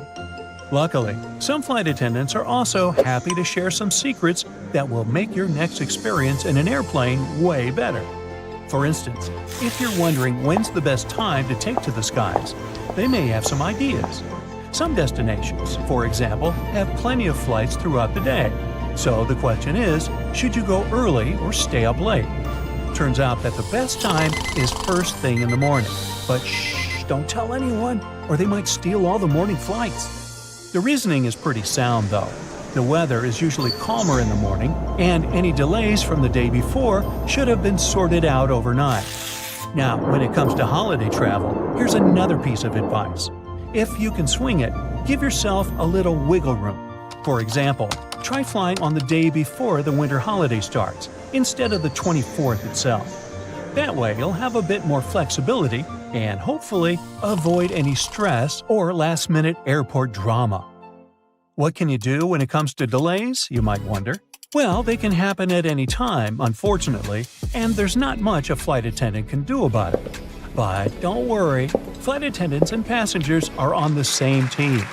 Also, don't believe the rumors. Flight attendants won't hide information from you. There's no point. If you're stuck on a delayed flight, don't hesitate to ask the staff for all the info you need, and rest assured they will do their best to get you on the next available flight as soon as possible. Now, what about jet lag? Surely flight attendants have the best remedies. If you're hopping across time zones, most flight attendants recommend catching a quick snooze upon arrival. But don't get too cozy. Stay up until nightfall to help your body clock adjust. After all, you don't want to be groggy when you arrive. Also, if you're only visiting a destination for a short time, airplane staff recommend sticking to your home time zone. It might just save you from the hustle of adjusting to another time zone unnecessarily. And don't forget to keep hydrated, munch on nutritious food, and get in some exercise to keep your body feeling tip-top. Now, we've all seen in movies those scenes where the main character gets a surprise upgrade to business class out of the blue. As much as we all dream of being upgraded to a luxurious seat mid-flight, it's usually only possible on the ground, unless you're one lucky duck. There's a list and a method for who gets bumped up to first class.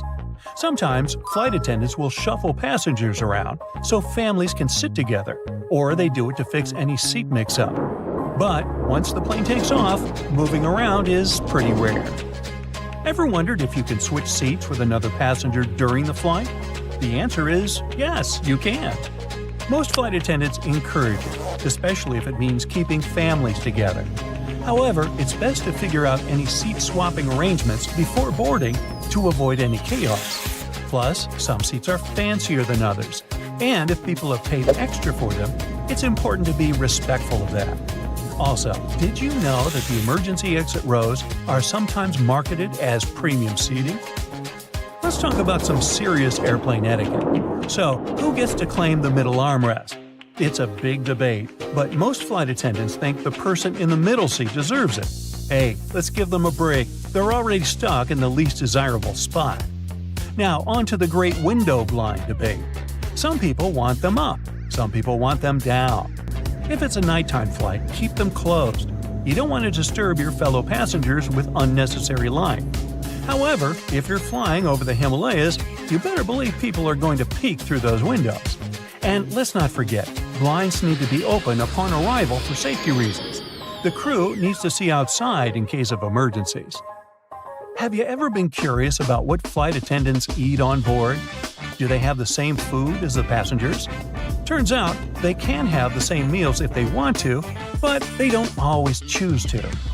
Some prefer to pack their own snacks, like hummus, apples, and popcorn, because the airplane options don't always keep them alert.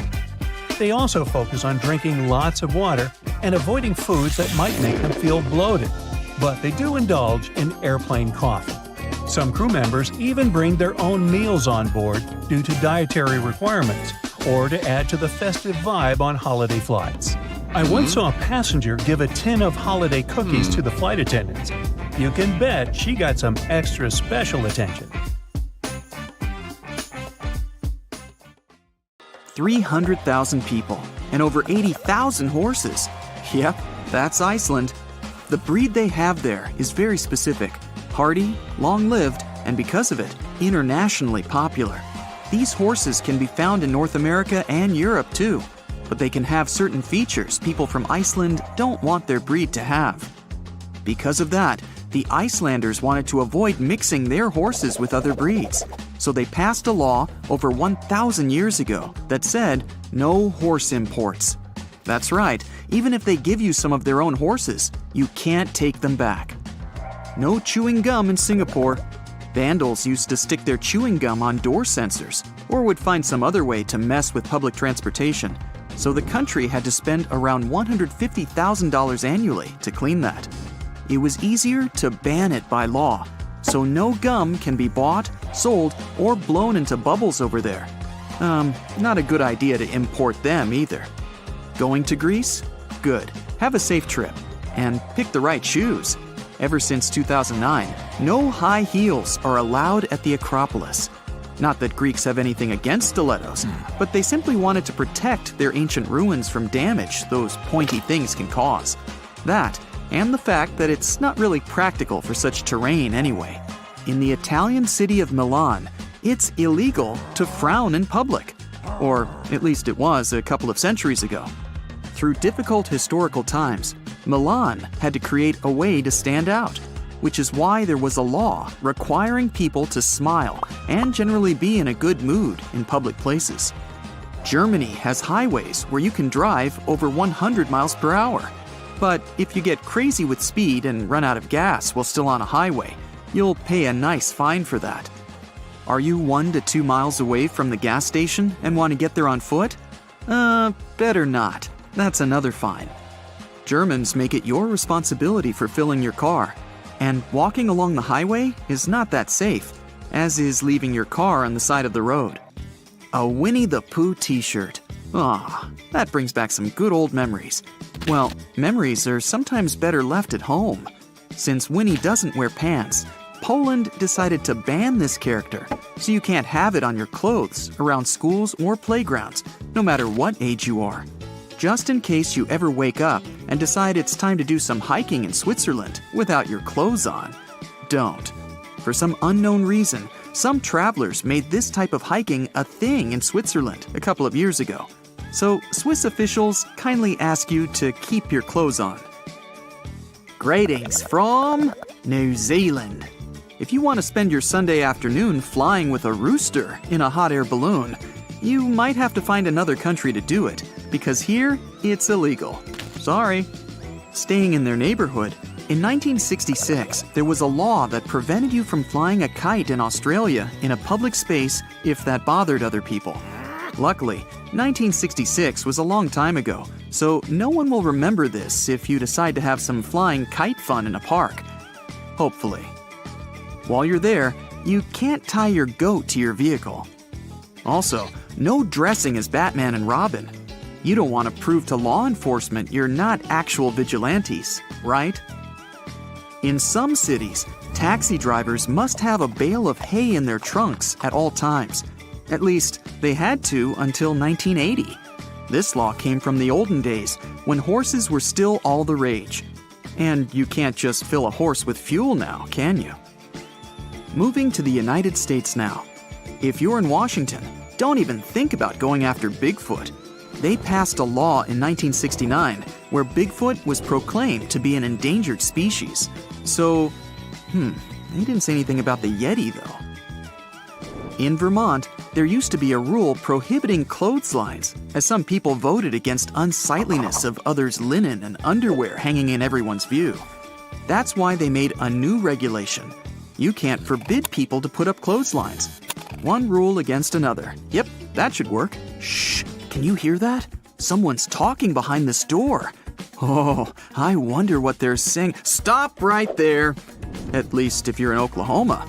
The law says you can't secretly wander around and accidentally overhear someone's conversation and then repeat or publish it later.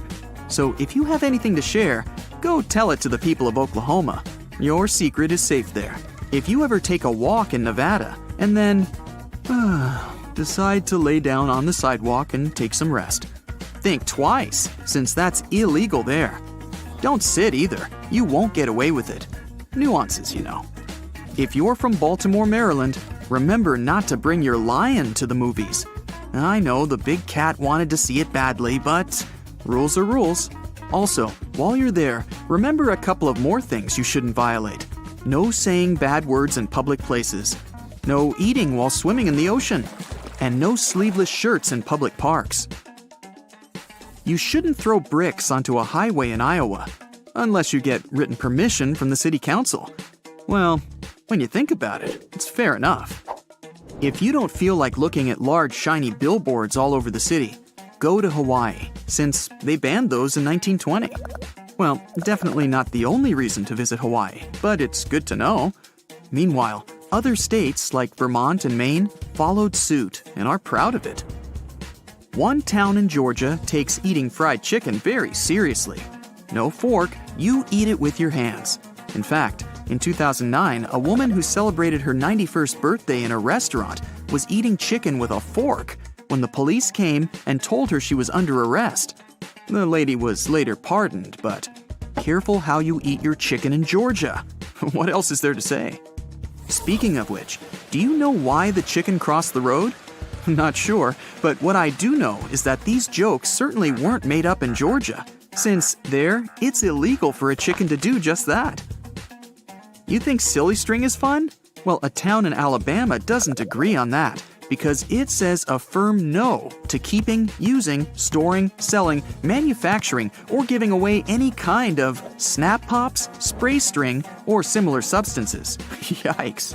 Also, when you're there, don't drive blindfolded. It's been passed as a law, which means they take the phrase, keep your eyes on the road, quite seriously. Okay, enough is enough. No more sleeping in a bathtub, donkey. Something people in Arizona must say to avoid breaking a law. In the 1920s, local people could see a rancher's donkey in a bathtub carried by a flood. The flood was caused because a local dam broke, and the tub was abandoned in the rancher's backyard. The donkey simply decided to take a nap in it. And you know how it goes. Long day, warm afternoon, post-lunch rest, just couldn't help it. After they managed to save the animal from the sailing tub, the town decided to prohibit donkeys from sleeping in a tub. You know, just in case. In Connecticut, a pickle must bounce in order for it to be considered a pickle. In the 1940s, 2 men were even arrested for selling pickles that weren't legitimate because they didn't bounce. Now, the question is, how exactly does a pickle bounce? More from the Meanwhile in Connecticut episode. It's illegal to cross a street while walking on your hands. Oh man, that's one of the hardest ones not to break. Your best friend is having a birthday. What could you give her? A spa day voucher? Tickets to Disneyland? Dinner at a fancy restaurant? A rat? Well, unfortunately, a rat is out of the legal game if you're in Montana. Well, you've got to respect the law. Luckily, if you're from Florida, rats are a completely fine gift. At least, way better than some bigger animals. Because while you're there, you need to pay parking fees for them. Camels, elephants, horses, and the rest of the animal crew. Sorry guys, you gotta respect the rules. Who doesn't want to cut down on flight tickets when they're planning a trip? Here are some useful tips on how to get the best deals. Some cities like London and New York have more than one airport, so consider flying through alternate airports. Some of these airports are too far away from the city center. That's why tickets will be cheaper on the flights that land there. I tried this one myself. Well, I landed at a place that looked like a cargo airport, but hey, there was a bus from there to the city center. Pros, the ticket was cheap. Cons, I spent an extra hour on the road to get to the center. What's the prime day to book a ticket? That's a heated debate.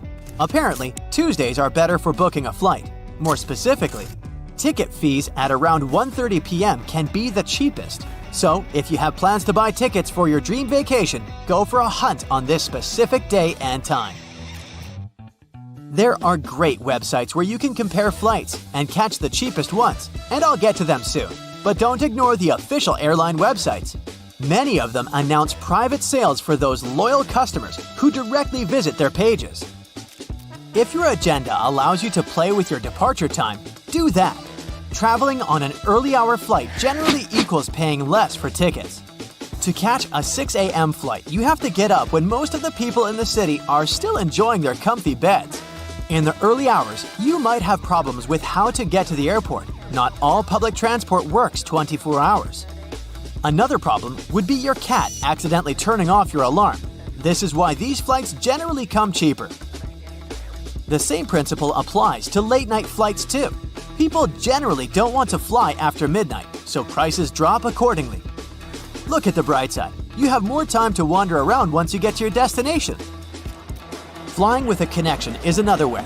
It's a fairly cheap option, especially on longer haul flights. This method has a downside. Your plans can be changed with one word: delay. You might have to say goodbye to your connecting flight. Another thing you can do with connecting flights is to search for flights from the same country. Tourist destinations, megacities, and capitals are generally more expensive. Travel to a smaller city and then depart to your destination. Many of us love cookies, but probably not the ones in our browsers. Staying incognito in the flight searching process will help you get cheaper flights. How? Ticket prices depend on demand, so companies use the data on how many people search for which tickets. Let's say you look for tickets to London and regularly check the airline website to get a good deal. Your data signals that you have shown an interest in particular dates and a location. That's how you see that same flight suddenly gets more expensive. The airline knows that you're likely going to buy it. This can happen even if you refresh your browser. Either stay unidentified or clear your cookies to take yourself out of this situation. Remember I recommended that you visit the airline websites directly? You can also sign up for alerts on price drops. If you think notifications are annoying, even though they are useful, you can follow airlines on socials. Many companies use their social media accounts effectively, and they sometimes give customers some last-minute deals. In some cases, it's convenient to book tickets over the phone. For example, if you're in a group. Be aware, though, that some airlines add extra fees for completing a booking via a call. It can be as much as $50. You could get a day trip on your vacation with that money instead of spending it on words. If you must complete a booking by call, simply ask the person if they're going to charge you some additional fees for calling. While searching for a ticket, you can pretend you're in a different location. The best option is to change your location to the country you'll visit or the airline's home country. Let's say you'll go to Japan. Booking from the airline's website and changing your location via VPN would be the key to seeing lower prices. I said that I'd get to the flight comparison sites topic, and here I am. These websites are gems for giving you the best fares from several airlines and options. They recommend alternative routes that you haven't considered. Yet again, before clicking the confirm button, take a few seconds to check the airline's website. Booking directly and cutting out the middleman's fee can be a wiser option. The other potential benefit is reliable customer service. With some airlines, booking via a third party will turn this process into a tangled headphone cable like there's no tomorrow.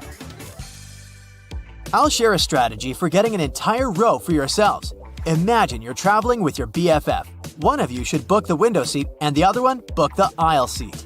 Other passengers will likely go for other seats and avoid the middle seat. This method cannot always work though. If the plane is fully occupied, there'll be some unlucky person in between you. If someone books that middle seat, you can always offer them the aisle or window seat and continue to sit with your BFF. The second option is booking seats in the 13th row. Well, 13 doesn't have a good reputation as it is superstitiously considered unlucky. Chances are, no one else books a seat from this particular number. This one is a gift to you for all your efforts to get the best possible deal. Good job you're in the airport. You're watching your favorite show while waiting for the gate to open. Boom! An hour of free airport Wi-Fi is over. Here's a loophole to double it. Roll back the time on your device. When you change the time zone back an hour, the system won't understand it and it'll allow you to use it for another hour. My 14th point is about safety. Did you know that you shouldn't swap seats before the plane takes off without letting the flight attendant know? This rule applies to changing your seat with a person from a different row, not to the person next to you. This can cause the plane to make an emergency landing.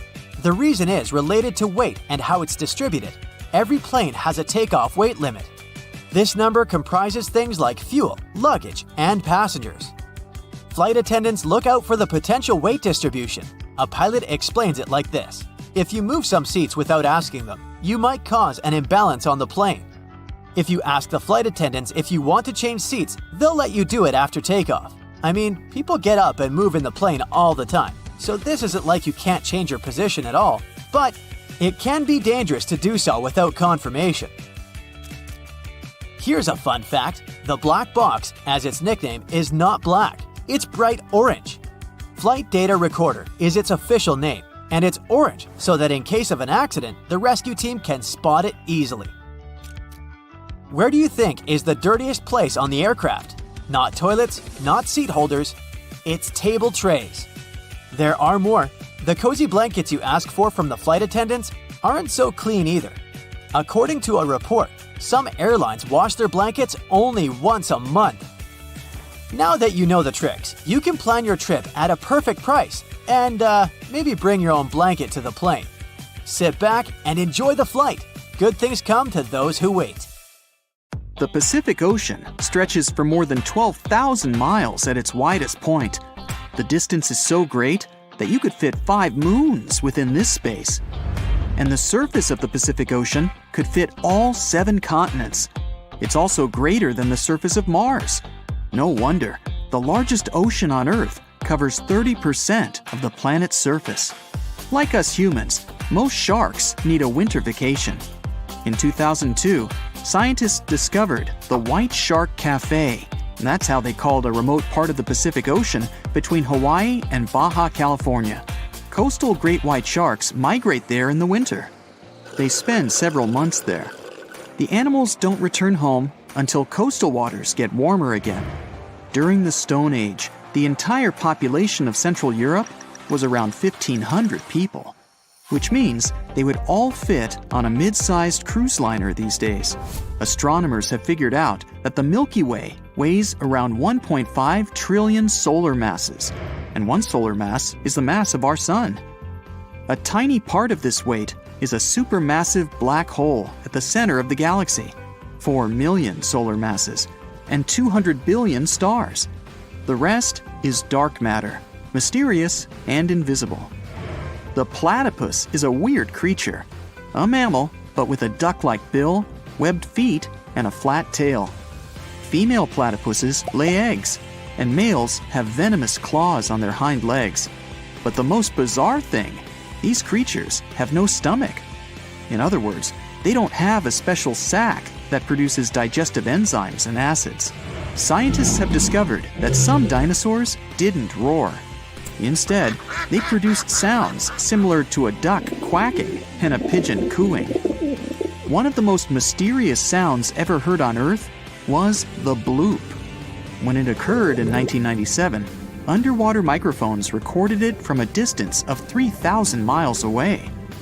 It resembled the noise of marine animals, but the volume was too great for a sound produced by a living creature. The bloop continued for 1 minute. It started from a low rumble and then rose in frequency. Experts claim that the smell of green apples makes rooms feel larger than they really are. And warm scents in a store, like cinnamon or vanilla, will make you spend more money than you planned. The longest mountain chain on our planet is actually underwater in the Atlantic Ocean. The mid-ocean ridge stretches for more than 40,000 miles. That's 5 times the diameter of Earth. You can't sneeze while sleeping. Your brain simply shuts down this reflex. If something like dust or animal hair triggers the need to sneeze, you have to wake up first. Luckily, you can easily fall back asleep after that.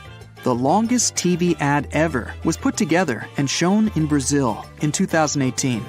It was made up of hundreds of short clips. The ad continued for 14 hours and even got to the Guinness World Records. It's also supposed to run online forever.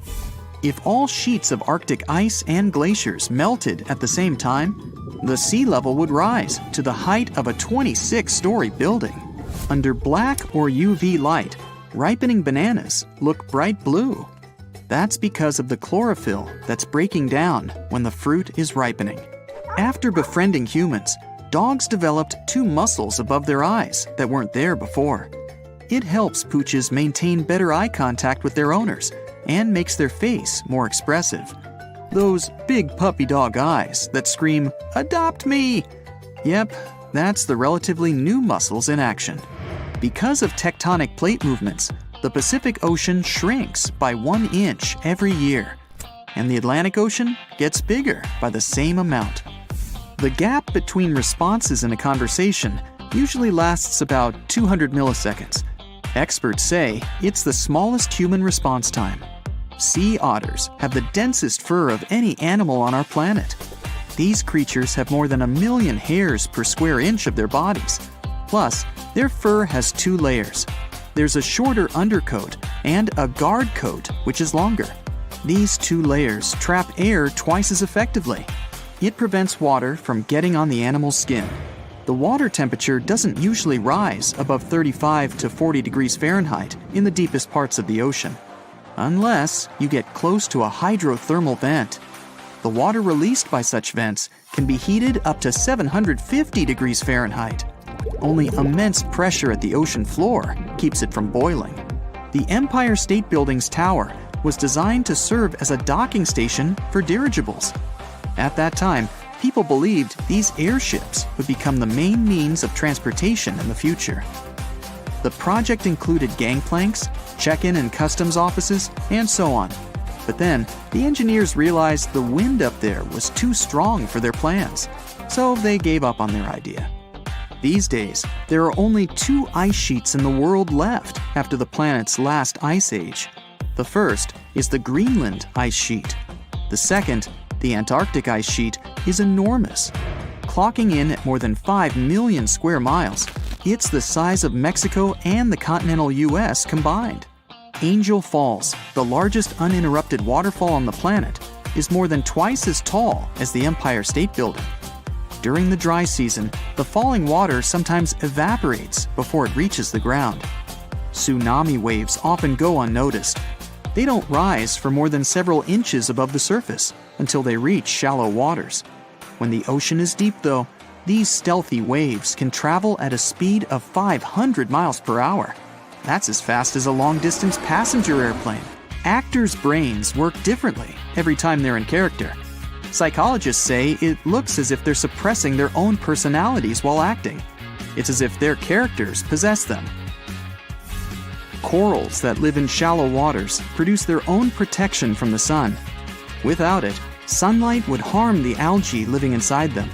To protect these algae, which are the main sources of food for the corals, they fluoresce. This process makes proteins that act like sunscreen. Facebook was once experimenting with artificial intelligence and created 2 AI chatbots. They could talk to each other, but the experiment had to be shut down. The bots started to communicate in a language no one but them understood. Experts have a better explanation than a robot uprising, though. They're sure the networks were just trying to improve the human language to interact more effectively. The Milky Way galaxy, which is our home galaxy, is more than 100,000 light-years across, and 1 light-year is the distance light travels in a year, moving at a speed of more than 186,000 miles per second. Almost 90% of all the volcanic activity on Earth happens in the oceans. The South Pacific has the largest concentration of volcanoes people know about. There's one volcano cluster that has 1,133 volcanic cones. All of them are active and cooped up in an area the size of New York State. When you arrive at a new place while traveling, your brain can't relax. It's called the first night effect. One side of your brain remains alert, because what if there's some danger lurking in this new environment? It's usually the left side of the brain that's more awake when you spend your first night in an unfamiliar place. Scientists believe the way people speak was once changed by our diets. When our ancestors started to eat softer foods, like vegetables and grains, their teeth and jaws changed. That's why people started to use softer sounds, like V and F. The Jemchug Canyon in the middle of the Bering Sea is the largest underwater canyon ever discovered, and it's 2,500 feet deeper than the Grand Canyon. When you lose weight, your fat cells don't disappear, they just become smaller. But when you put on some extra pounds, your fat cells grow both in size and in number. One mouse species living in the forests of Central America can boast an incredible musical repertoire. These tiny creatures reply to each other with the help of almost 100 notes. When you snap your fingers, it's not your thumb that produces the sound. What you hear is your middle finger hitting against your palm. Cows don't like it when they have to stay away from their best friends. These animals have strong social bonds and make BFFs. When their close friends are away, cows even show physical symptoms of stress. There are more treasures and artifacts at the bottom of the ocean than in all museums in the world combined. Bug sprays don't actually repel mosquitoes.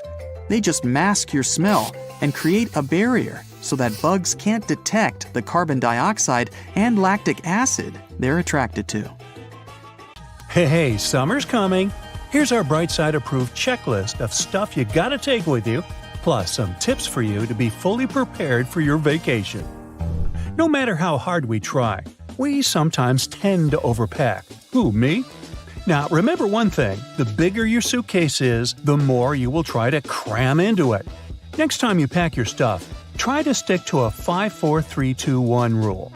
This rule says that for a 1-week vacation, we can easily limit to 5 pairs of socks and underwear, 4 tops, 3 bottoms, 2 pairs of shoes, selected by how active you're planning to be on your vacation, and 1 hat.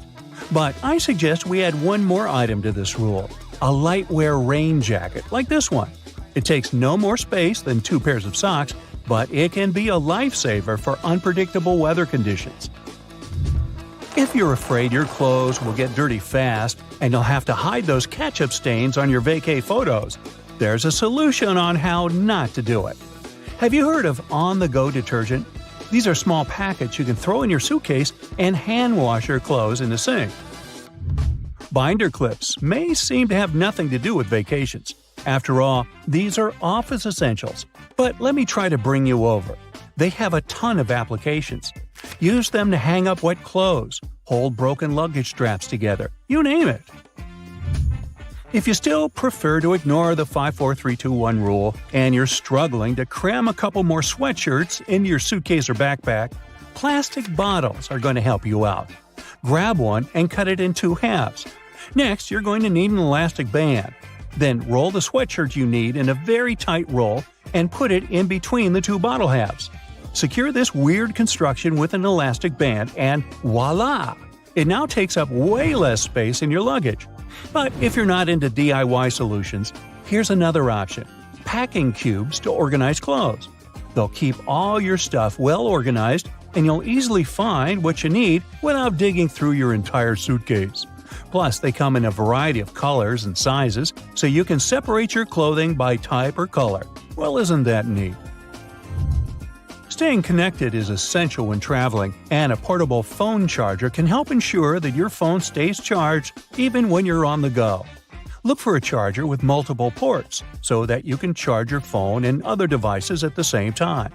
Just a quick tip here. Many devices are now switching to Type-C cables, so make sure all your devices are compatible with your portable charger. If you're a frequent traveler, here's a piece of advice for you. Never ever unpack your toiletries. This way you won't forget anything next time you fly. The best solution is to keep a separate kit with all the products you need, like a contact lens case or a toothbrush. But if you still don't have one, it's high time you made up your goodie bag with your essentials. You probably already have small bottles at home. Make sure it has an inscription on them claiming the bottles are not over 3.4 ounces if you plan to take them on board. However, if you have no bottles, there are plenty of them online, like this one.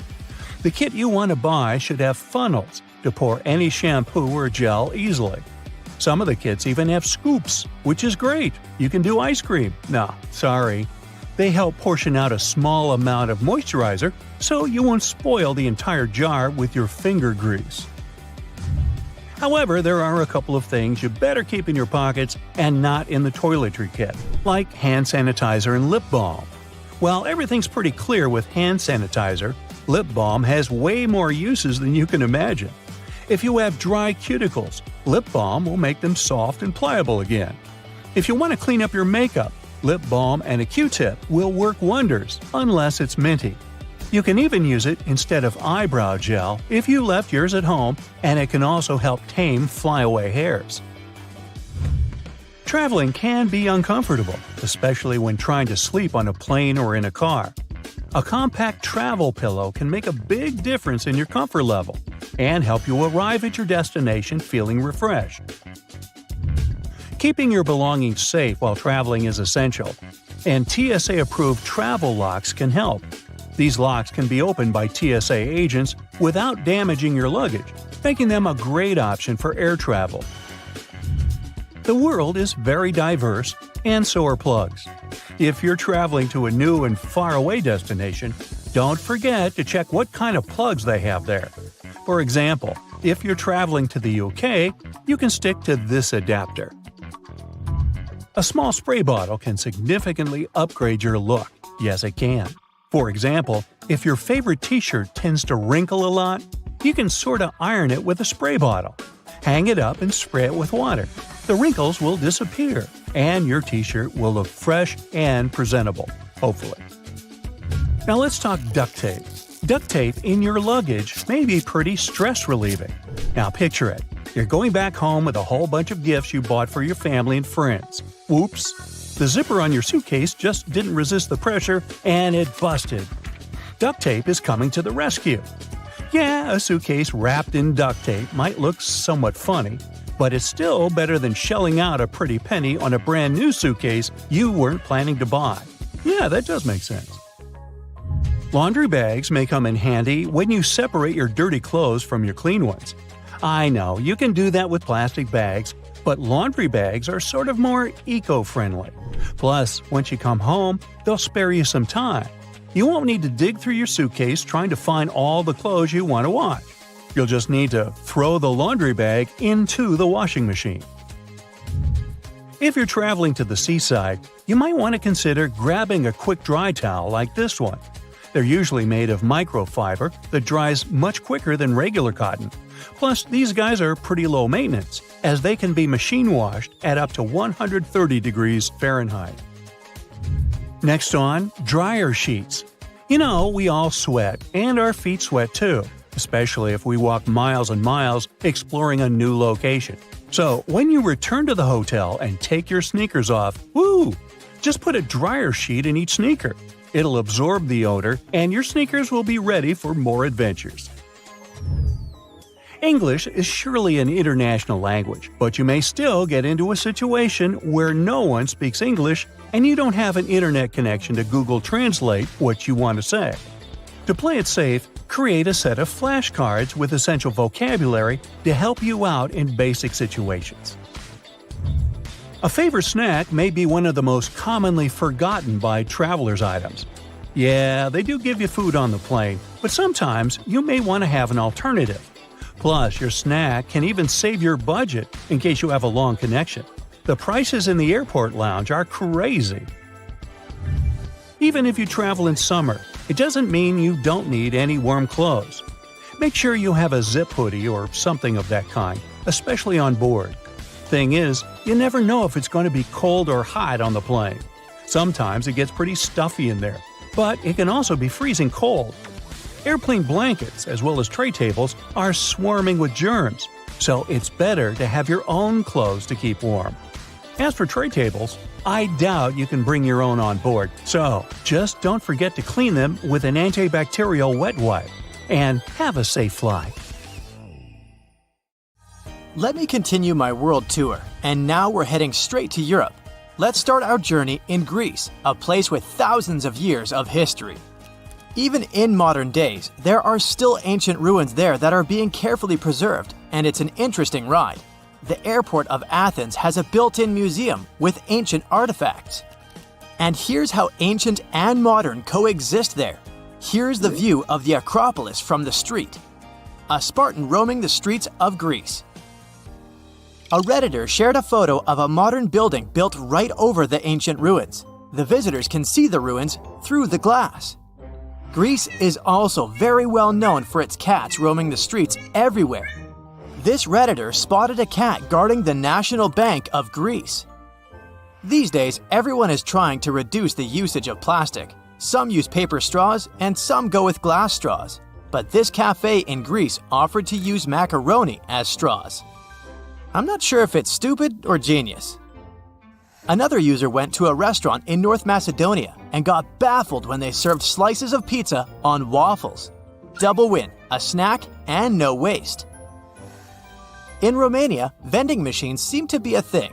This one, for example, is a machine with ham. And here's a better one, a vending machine selling cartons of eggs.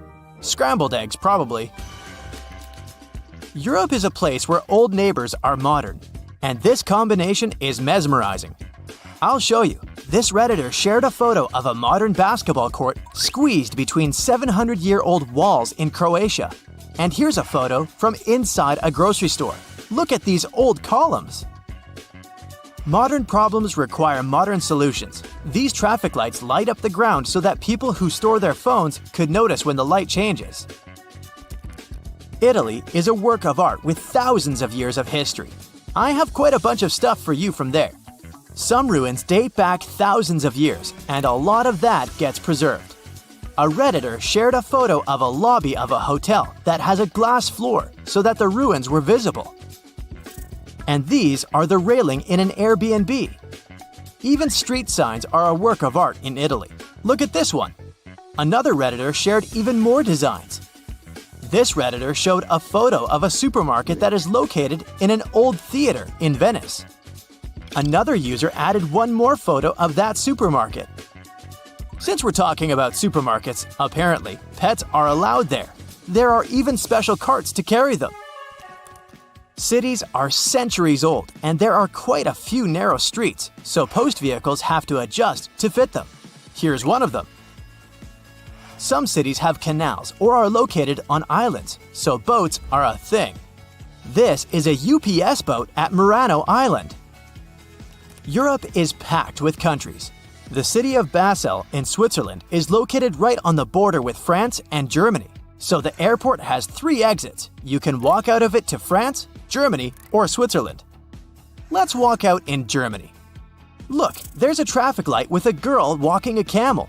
The reasons are a mystery to me because camels aren't really a German thing, but it's cute. Here's another unique streetlight featuring Karl Marx, a famous German philosopher. Back to baffling vending machines. In Germany, you can find vending machines with sausages. Hamburg is Germany's major port city. There's a river that connects it to the North Sea. No wonder there's a drive-through McDonald's for a boat. Look at this design of mineral water that is being sold in the Swiss Alps. A Redditor brought a souvenir from France. These are baguette-shaped pens. Look at this narrow house in Spain. I wonder what it looks like inside, but unfortunately, the Redditor only shared the exterior. In Portugal, cell phone towers are disguised as trees. And this is a bus that can ride the roads and then turn into a boat. A Redditor spotted doors in London that have doorknobs in the center. This seems super inconvenient, but apparently the handle doesn't turn and exists only to pull the door closed. And the metal part with the keyhole has a little handle on the bottom of it. Europe is a historical place. This post box bears the mark of a king ruling over a century ago. Back in the day, red telephone boxes were in high demand. Nowadays, when every person has a cell phone or 2, not so much. So telephone boxes are being used in different ways. This one, for example, is now a smartphone repair shop. Luxembourg is a small but rich country squeezed between France, Germany, and Belgium, and they have baguette vending machines. Let's move north first, to the Netherlands. Farmers border their fields with a strip of flowers and put up a sign with a QR code, where people can pay for picking the flowers. And here's just a weird installation spotted by some Redditor. In Denmark, in Aarhus, a city founded by the Vikings in the 8th century, you can find traffic lights with Vikings pictured on them. Some trash cans in Swedish subways have a separate space for cans. Homeless people can pick them up and exchange the cans for some cash. There's a giant statue of a silver moose in Norway. And these are signs on bathroom stalls depicting reindeer. Apparently, Finnish people are as polite as Canadians. On the bus, they have a button to thank the bus driver. Also, a Redditor spotted a raccoon pattern on a bus seat. We all know rocking horses. Most of you probably had one in your early days. Well, Finnish little people have rocking moose. Many people come to Iceland hoping to see the northern lights. A Redditor had a phone in the hotel which had a special button to wake the guest up when the northern lights appear. Lithuanians sometimes put fake police cars on the sides of the road to combat road speeding. Europe has been ruled by kings and queens for centuries. Even today, many countries like the UK, the Netherlands, Spain, Denmark, Belgium, and some other countries have monarchs. So, no wonder that there are hundreds of castles scattered across Europe. Poland doesn't have any monarchs these days, but it still has 500 castles. Here's a warning sign for ghosts next to one of them. In Wrocław, all landmarks have a model so that visually impaired people could touch and see them too. There's also a statue of Darth Vader in one Polish city. In reality, it's a statue of a Polish magnate who supervised the construction of a port. But from time to time, locals dress the statue in Lord Vader's costume. This sign in Poland specifically prohibits bikes, tractors, and horses to go on a highway. In some places, there's a separate line on the sidewalk for people who are walking and staring at their phones. And now we travel across the Atlantic to Africa. This is Dune 7 in Namibia, the 7th biggest dune in the world. It's as tall as the Empire State Building. An internet user shared this photo. Someone in Tanzania put a literal penthouse on top of the building. I did some research and found out that it's a hotel. Still doesn't explain the roof, but I'm totally buying it. Maybe it's marketing. Drivers in Mozambique should be careful and watch out for elephants. And this is a sign from South Africa. Watch out for penguins. And another one that asks to baboon-proof the trash bins. So baboons are the raccoons of South Africa. Trees growing through the roads aren't surprising anymore, but this is a palm tree in Morocco growing through multiple balconies. A Redditor shared a photo of a runaway horse in Israel returning to the backyard in an urban area. Urban horse encounters are relatively common in the country. A hotel in Turkey served a whole honeycomb for breakfast to this Redditor.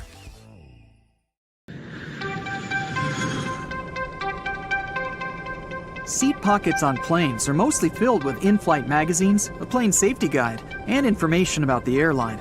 But they're also home to all sorts of trash, grime, and bacteria that just don't belong there. A passenger coughs into a tissue or wipes their runny nose with a handful of them. But instead of immediately getting rid of them, it gets placed into the seat back pocket. Now another passenger comes along on the very next flight, sitting in that same exact seat. With limited space around them, putting some of their belongings into the pockets leads to potentially millions of germs spreading significantly to them. It's no wonder that these seats' back pockets can get so nasty. Everybody puts their trash inside of them. Passengers often leave uneaten candy bars, diapers, apple cores, and nuts. This leaves crumbs and other matters everywhere. All of this trash is taken out before the next flight, but they're rarely ever deeply cleaned.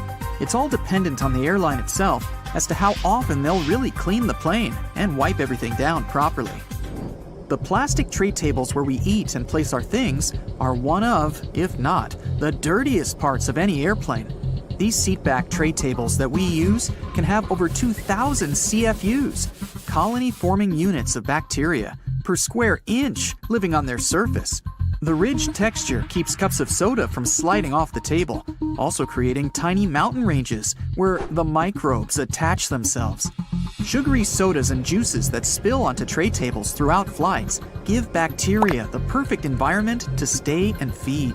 Bacteria love living on this plastic almost as much as human skin. And there are lots of microbes that your tray catches and holds onto, especially when they're not thoroughly cleaned. Much like air vents that are always fiddled with, seatbelt buckles are probably the most touched thing on any aircraft. The average buckle can contain nearly 1,000 colony-forming units of bacteria per square inch on it at all times. Passengers touch seatbelt buckles to go to the bathroom. Even after washing their hands, people will walk down the aisle touching all the headrests for balance to get to their seat. After settling in and buckling up, most will then touch their face, eyes, phone, and even food for the rest of the trip. Airports can be big virus spreaders, but they're cleaned constantly. The same cannot be said for the subway, buses, or even taxis. Subway door handles, luggage carts, chairs, seats, and poles are very rarely cleaned and are a breeding ground for all sorts of nasties. New York City's subway system is one of the dirtiest in the world, with a mind-boggling 2 million bacteria colonies per square inch on nearly every surface. Many of these have still yet to be identified. They're that rare. It goes with you everywhere, sometimes even into the bathroom. As a result, cell phones could be up to 10 times dirtier than any toilet seat. E. coli, the bacteria that can give stomach cramps and fevers, can live for hours on warm surfaces like phones. The best solution? Wash your hands thoroughly before touching phones, and make sure that phone gets a good wipe down with a disinfectant. Most people have a smartphone by them day and night, meaning that all the bacteria picked up during the day is transferred to them. Everyone touches the remote control at some point, but it isn't even thought of when cleaning the house. It falls to the floor or gets into the side of the sofa, a warm, dark home for mold and bacteria, where there are lots of crumbs and grime. A good clean with an antibacterial wipe every so often will help keep it shiny and germ-free. Blowing out candles on a birthday cake can expel a mist of saliva that always lands on the birthday cake frosting. This can lead to some very unhappy birthday parties if someone is sick. Sometimes it's better to skip the candles altogether, or accept the risk that every day is someone's birthday celebration, and a little bit of spit won't always hurt you. A single ATM gets touched by hundreds of people in a day. The chances that at least one of those people touching the buttons is sick and freely spreading the flu or cold is naturally quite high then.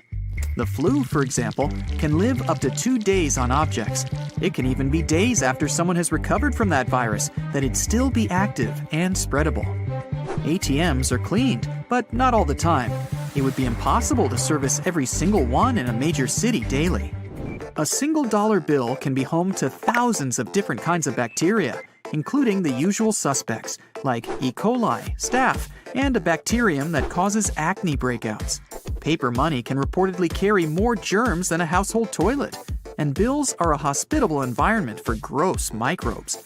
The smaller in value of the bill, the dirtier it will be because it's in circulation more. Money can't be cleaned like a lot of things, but taking it to a bank for new, hopefully cleaner bills is possible. Use hand sanitizer and wash your hands after handling money too, just in case. Grocery store shopping carts can have more bacteria on them than what's ever been found in public restrooms. That includes toilet seats and the flushing handles. Cleansing wipe dispensers have been appearing at many major grocery chains, and some stores even go the extra mile to clean them after the day's through. But these simply aren't enough to keep up with the petri dish that the handles are. With over 100,000 bacteria per square inch, it's nearly impossible to keep them clean. Toothbrush holders hold onto moisture and are rarely cleaned, making them one of the dirtiest things in our homes. It can be filled with salmonella, E. coli, and lots of mold over time when it's not getting cleaned regularly. Wash your toothbrush holder in hot, soapy water every week to minimize the chances of getting sick. Toothbrushes should be changed every 3 to 4 months for a very good reason. It takes a while for the toothbrush to dry.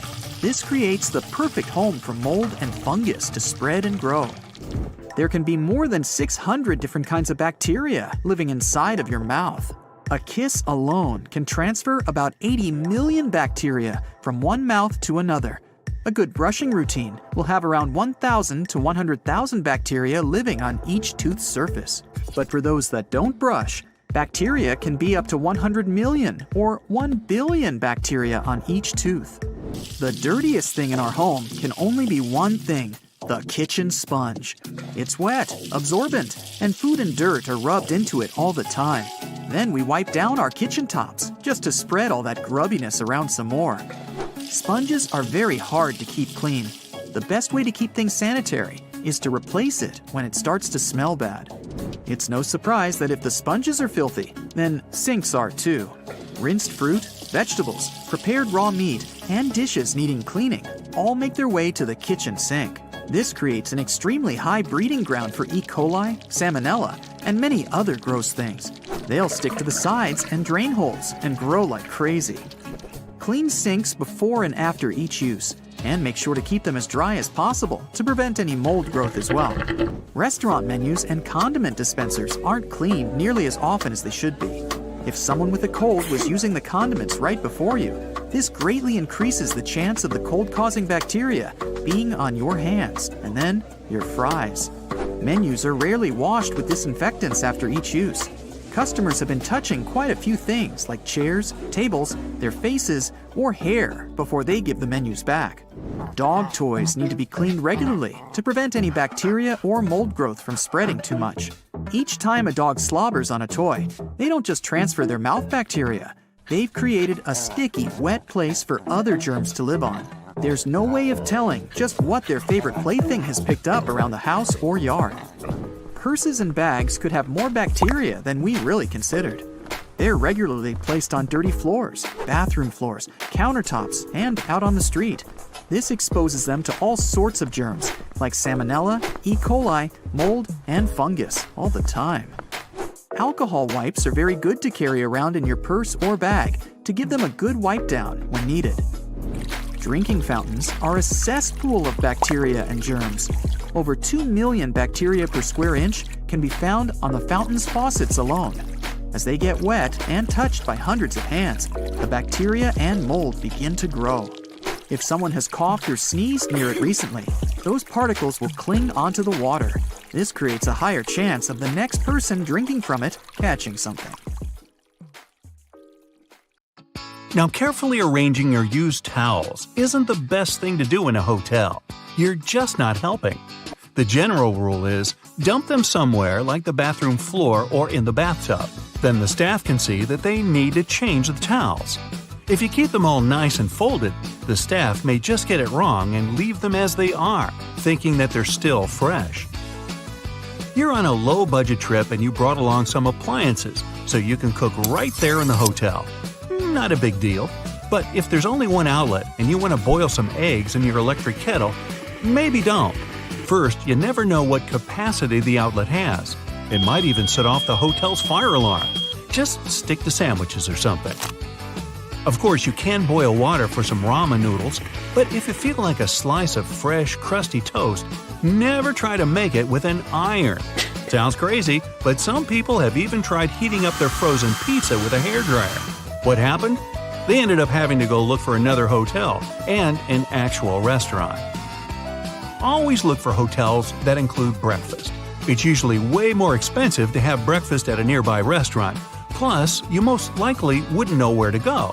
Much better to hit the hotel's breakfast buffet: coffee, cheese, ham, toast, fruit. If you play your cards right, you'd be too full for lunch. Sometimes your hotel room's way bigger than you expected. If there are 2 beds, but you're traveling alone, maybe don't use both of them. That'll just add a bunch of unnecessary work for the hotel staff. Even though room service includes cleaning, it's polite to do some basic tidying up yourself before you leave. Pick up any paper lying around. Wipe up that coffee you spilled on the floor. Don't make the bed though. The staff's going to replace the sheets no matter what. Plus, if you make the bed right after you get up, you're just actually creating a lovely dark environment for tiny dust mites. Yeah, bugs might be a real issue. Even the best hotels with the best staff can be powerless against those little guys. Put your luggage in the bathtub first. It's the cleanest place in the room. Then check the place over for bugs. If you don't see any, start unpacking. So, no bugs. But what about mold? The most common way for mold to get into a hotel room is if you chuck your wet towel on the bed and go out for the day. You might get back to an interesting smelling room. If you're going to be traveling a lot and plan on using the same hotel chain more than once, don't try to trick the hotel into thinking you never drank that soda from the minibar. Yeah, a can of soda might cost you double what you'd pay at the gas station, but you don't want to get put on the hotel's naughty list. This one sounds hilarious, but still, no one should ever be boiling their socks or any other item of clothing in the kettle that comes in the hotel room. Some hotel managers claim to have seen it happen. Just send your clothes off to the hotel's cleaning service people. If you love sleeping on a thick pillow, ask the front desk for an extra one. Don't even think about moving that cushion from the couch. Chances are, it's never really been washed. Saying thank you is always polite, but a nice tip would go down even better. It's not that polite to leave your room service tip on the last day of your stay. Different people might have been cleaning your room, so only tipping the last one is kind of unfair. If you decide to leave your tip on the very last day, leave a note along with it to make sure they share it with their coworkers. You can also tip the parking valets when you drop off and pick up your car. And in general, don't be shy. You can tip a door person, a porter. Those small tips can add up, and they'll be really grateful for any extra cash. Taking reusable items from your hotel room as a souvenir is a big no-no, though it's okay to grab those shampoos, conditioners, lotions, soap, combs, sewing kits. That stuff can save you an emergency. Leave those towels, glasses, and dishes behind for the next guest. If your room has the bathrobe of your dreams, you can always go to the front desk and ask if you can buy one. If you try to take one with you without asking for permission, chances are your credit card is going to be charged for it later. By the way, don't dry hotel towels out on the balcony. If you end up saying goodbye to one of them just because the wind took it away, or was it some shady neighbor, you'll be the one who's going to pay for it. They're just plain white towels, but they can be pretty pricey. Don't be too shy to call down to the front desk and ask for a late checkout. It's probably not a big deal for the hotel, but it might make all the difference to you. Hotels know you might be more likely to choose them again or leave a nice tip if they give you a few extra hours in your room. If they say no, well, at least you tried. One thing you can do to help the staff out when you leave is to air out your room. That small step is one of the most time-consuming things they have to do, and they have to clean the rooms really fast. Just leave the windows open to freshen the room up a bit. If it's really hot outside, you can even leave the air conditioning on. Just don't do both at the same time. Leave the TV remote on the desk, any cutlery on the table, and all the chairs back in their places. It'll save housekeeping a lot of time. They're already in a huge rush. Imagine cleaning hundreds of rooms every single day. Accidents can happen anywhere, and it's okay if you accidentally drop a glass and it breaks. But don't try to get away with it. Give the front desk a call. They probably won't even charge you for such a minor accident. Plus, management might think the housekeeping staff broke it, and they might make them pay for a replacement. Never turn down a chance to join your hotel's reward program. It's usually free, and you can get it after your first stay. If you travel a lot, try to choose those big chain hotels that give you bonuses every time you book. You could get bumped up to a suite, get better Wi-Fi, a free gym pass, or even a free night. Beware of steamy showers. If you accidentally release all that water vapor into your room at the same time, you might trigger the hotel's fire alarm. They keep those things extra sensitive just to be on the safe side. So make sure you keep the door shut next time you steam up the place. If you're traveling with a pet, let the hotel know about it beforehand. Pet policies can differ from one hotel to another, and if you have a more unusual pet, better double check. It might be a pet-friendly hotel, but you probably can't show up with your pet peacock. If they say no, they'll usually be able to tell you about another hotel nearby. Trying to hide your little furry friend isn't the best idea. Dogs can be super noisy, so can cats, so can peacocks. You're going to be looking at a hefty fine if they catch you. Booking etiquette is a bit different now than it used to be. You used to have to confirm your stay at some hotels by writing them a letter. Nowadays, just make sure you have all your booking info handy on your phone. That'll make the front desk people pretty happy. If it's a big hotel, they might have hundreds of people checking in the span of a few hours. The front desk staff are usually super busy managing guests, deliveries, events, emergencies, a random peacock running through the lobby, and so forth. Just a nugget of advice: don't disturb them for every minor question you might have. Check out that booklet that's normally hanging out on the bedside table. The answer is most likely in there. Enjoy your stay. Have you ever noticed that one of the flight attendants hides their hands behind their back when you enter the plane? Are they crossing their fingers for a safe takeoff? Nah. At this moment, they're counting the passengers as they board. They have a special little counter for this. There are lots of stories about how bad airplane food is. In fact, it's not that bad. It's your sense of taste that's on the fritz because of the dry air. It dries your mouth out of all its saliva and dulls your sense of smell, which helps to feel 80% of what you taste. So, airline companies add more spices into the food so you can feel the taste. Seatbelts are located on the stomach because of the turbulence. When that happens, the plane sort of jumps up and down. Your waist belt holds you so that you don't crash into the ceiling of the aircraft. The shoulder seat belts in the car protect against horizontal collisions. By the way, flight attendants also have shoulder seat belts. It's because they always sit facing the passengers to keep order. While all passengers are flying face forward, the cabin crew sits backward. If the plane goes forward sharply, passengers get pushed into seats, and the flight attendants are held by shoulder and waist belts. Even if lightning strikes a plane, the passengers won't feel it. The entire aircraft is covered with an aluminum layer that conducts electric current without passing it inside the plane. Good thing. And all electronics and fuel tanks are equipped with additional protection. Before any plane is released from the factory, all this protection is tested by simulating lightning.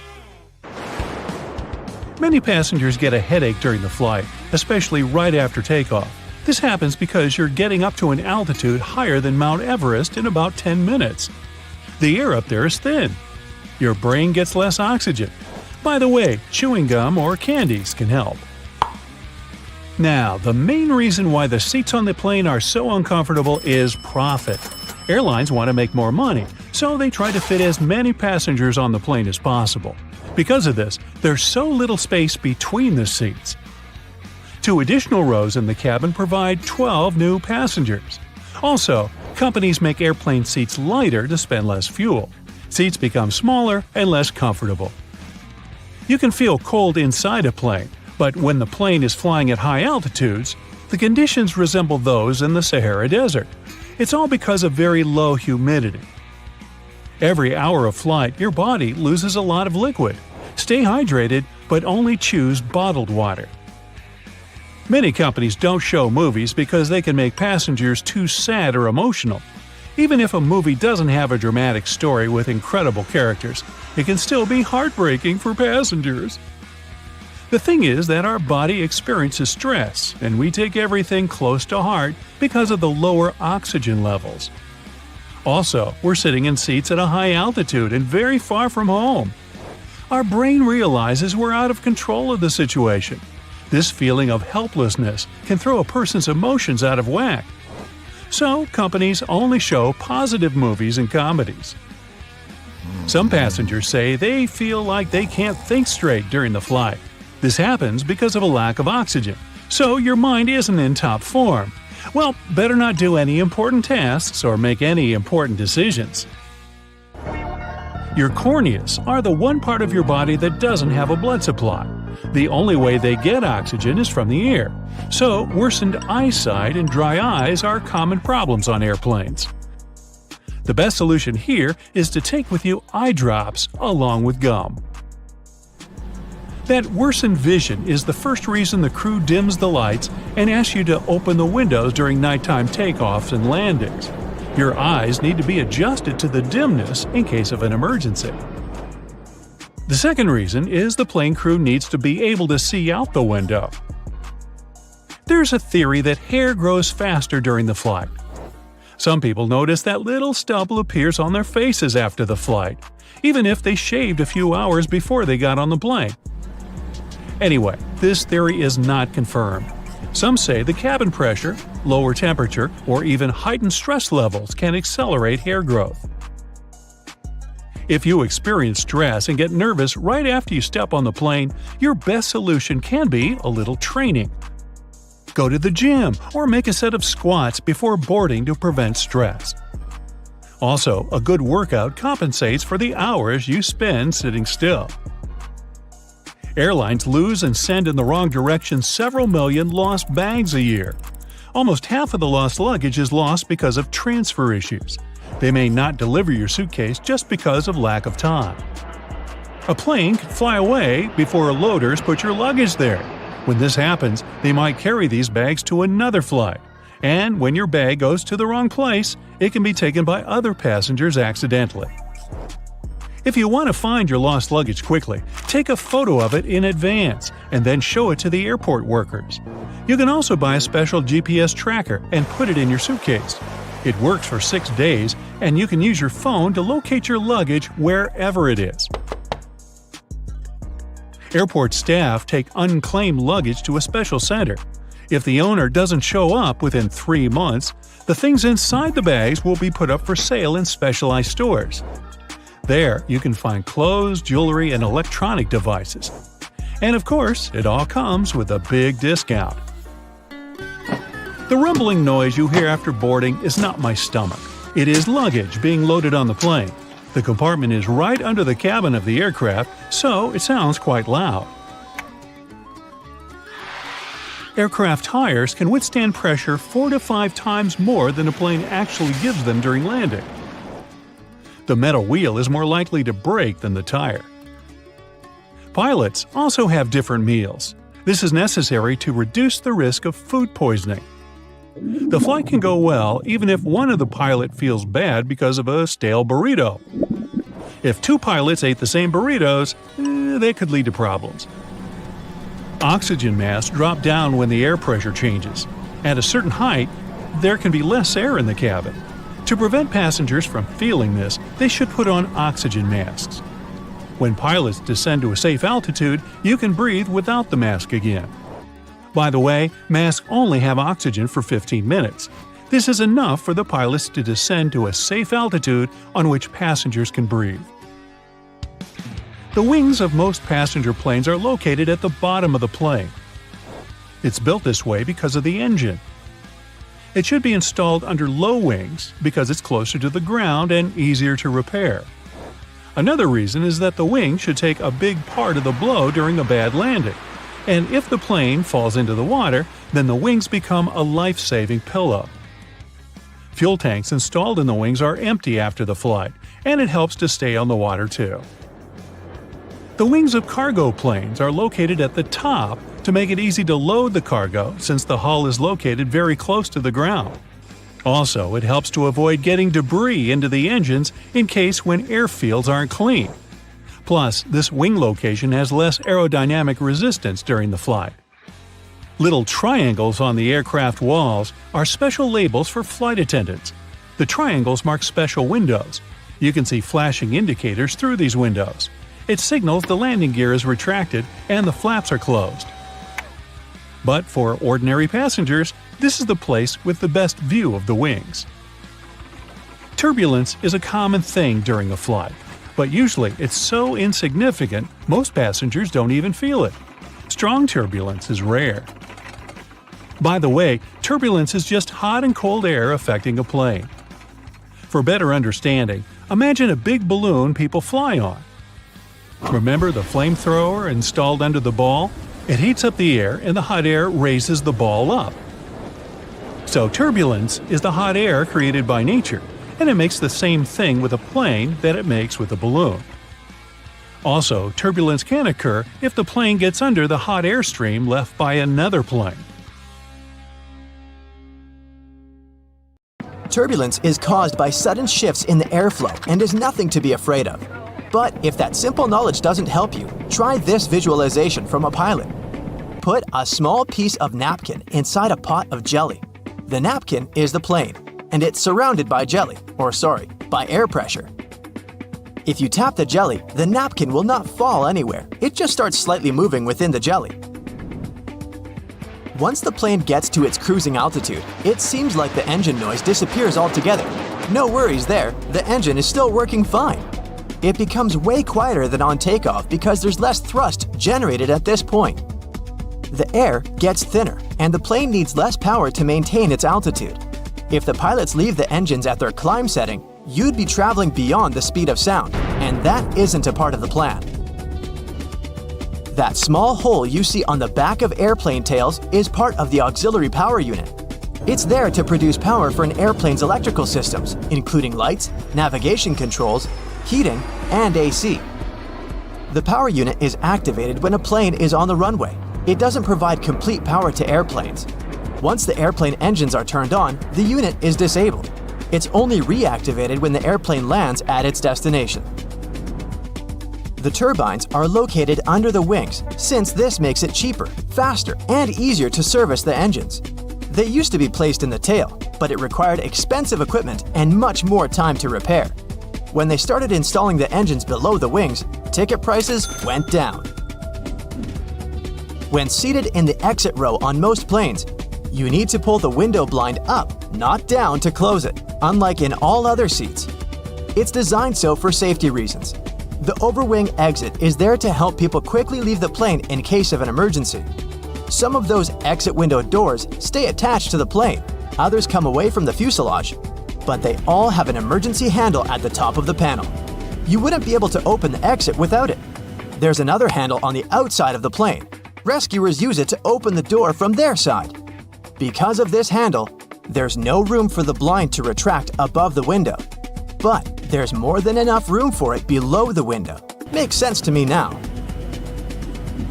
You can actually raise the right armrest when in the aisle seat. The lock is on the underside of the armrest. It's not a button, but a lever close to the back of the seat. You can pull it to let the other passengers pass to their seats. The same tip works for the left armrest of the window seat. You can lift it up to lean on the window. Don't forget to lower the armrest during takeoff and landing for safety reasons. Planes usually use a small, powerful tug on airport grounds when they need to pull back out of their parking spot. But it doesn't mean they can't move backwards on their own. To do so, they need to use reverse thrust, and the powerful air current from it can pull some debris into the engine or cause damage to ground vehicles, the gate, or the ground crew. It would also use a lot of fuel and be incredibly loud. Plus, the pilots don't have rear-view mirrors like drivers, so they can't see behind them. Now you understand why this risky process is banned at airports. They make plane wings smooth to let air flow easily around their surface and reduce resistance during the flight. Those convex, yellow hooks, though, don't they worsen the aerodynamics? True, but they are necessary for your safety. Imagine a plane making an emergency landing in the open sea. The aircraft is sliding on the water. Then, rescue boats arrive to evacuate the passengers. Before the door opens, the escape slide inflates. Passengers need to walk on the wing and move down the slide, but the wing surface is slippery because of water. To prevent anyone from falling, the stewards install a rescue rope. They attach one end to the door and the other to the edge of the wing, passing it through these hooks. During the evacuation, people hold on to this cable like a railing. They can also attach rescue boats to the wing with a rope and these hooks, so the sea won't take people far away from the plane. When flight attendants pass through the cabin during the flight, they always touch the upper shelves above the seats. No, they don't check if the luggage compartments are closed. There are hidden handles along the bottom of these compartments. Flight attendants hold on to them not to fall. It's a pretty convenient thing since they don't have to touch the seats and disturb passengers once they're moving around the cabin. Have you ever noticed the flashing light in the cabin before takeoff? It's 100% safe. It occurs when the pilot disconnects a plane from the airport power supply and switches to the onboard one. This rapid transition may cause flashing. Passengers always board from the left side. That's because the captain sits on that side of the cabin. It's easier for him to align the plane with the terminal jet bridge this way. Also, the aircraft is fueled and loaded with baggage on the right side. With passengers boarding from the left side, the crew can do their job undisturbed. You might have noticed black triangles on the wall above the seats. For you, as a passenger, they may indicate the seats that have the best view of the wings, where you can take the most beautiful flight photos. But the triangles aren't there for this reason, of course. The crew members monitor the condition of the aircraft through windows under these signs. In case the wings freeze, the engine catches fire, or the pilot receives a signal something's wrong, the crew will quickly move to the triangles and assess the situation. Those mysterious chimes you hear during the flight are a kind of secret language the crew uses to communicate with each other. The chime you hear shortly after takeoff informs the crew that the landing gear is getting retracted. A single chime during the flight is a sign that one of the passengers needs the assistance of the crew. When they're serving meals and run out of food or drinks, they can ask their colleagues to share using a high and low chime combo. 3 low tones means serious turbulence is approaching, so the crew needs to buckle up. A seatbelt on an airplane has a slightly different purpose from that in your car. The one in the vehicle protects you from a horizontal hit. When a plane is going through turbulence, it's shaking up and down. Your waist belt keeps you from hitting the ceiling. The tray table, the seatbelt buckle, and the toilet door handle. Those are some major feeding grounds for bacteria. But the seat pockets aren't any cleaner. Passengers leave their used tissues or wipes in there after cleaning a runny nose or coughing. They also become a residence for other sorts of trash. Even once the trash is out, the bacteria remain in their cozy pocket home. The next passenger becomes their new prospective target. Blech.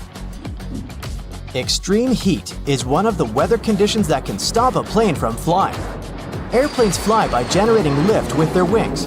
The air below the wings takes the plane up. In extreme heat, the airplane can't produce that much lift. That's because hot air expands and becomes way less dense than cold air. With less lift, the plane may find it really hard to take off and fly. Electronics will unlikely respond well to extreme heat or humidity, and the AC system may fail. Smaller jets can't operate at a temperature of over 118 degrees Fahrenheit.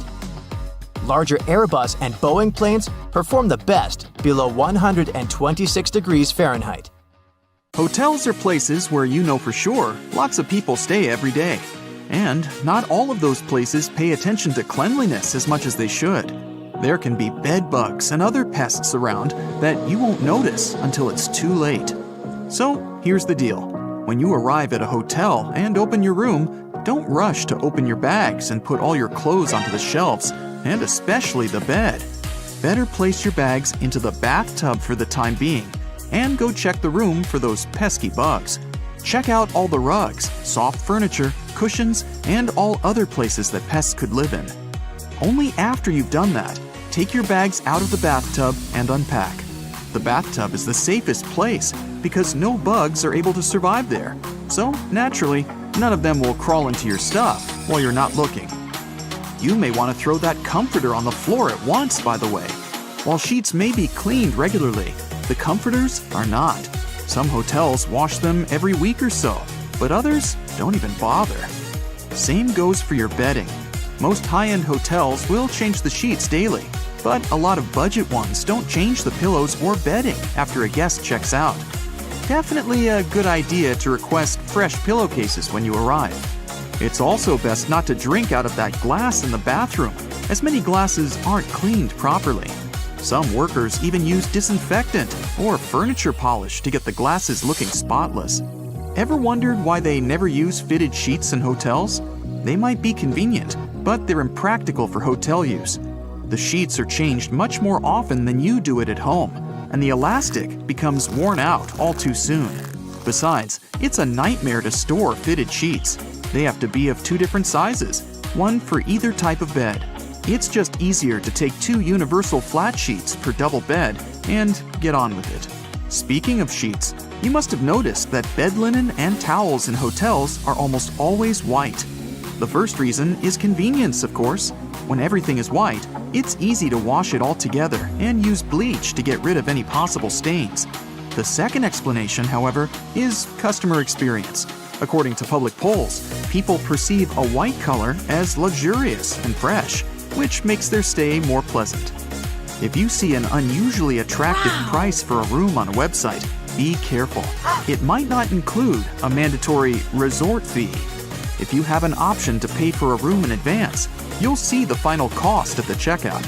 It'll normally list the initial price you saw before booking and all the extra charges, resort fee included.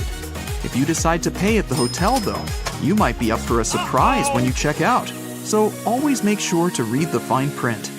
You may have seen a rather weird thing in many hotels, a phone in the bathroom, especially just next to the toilet.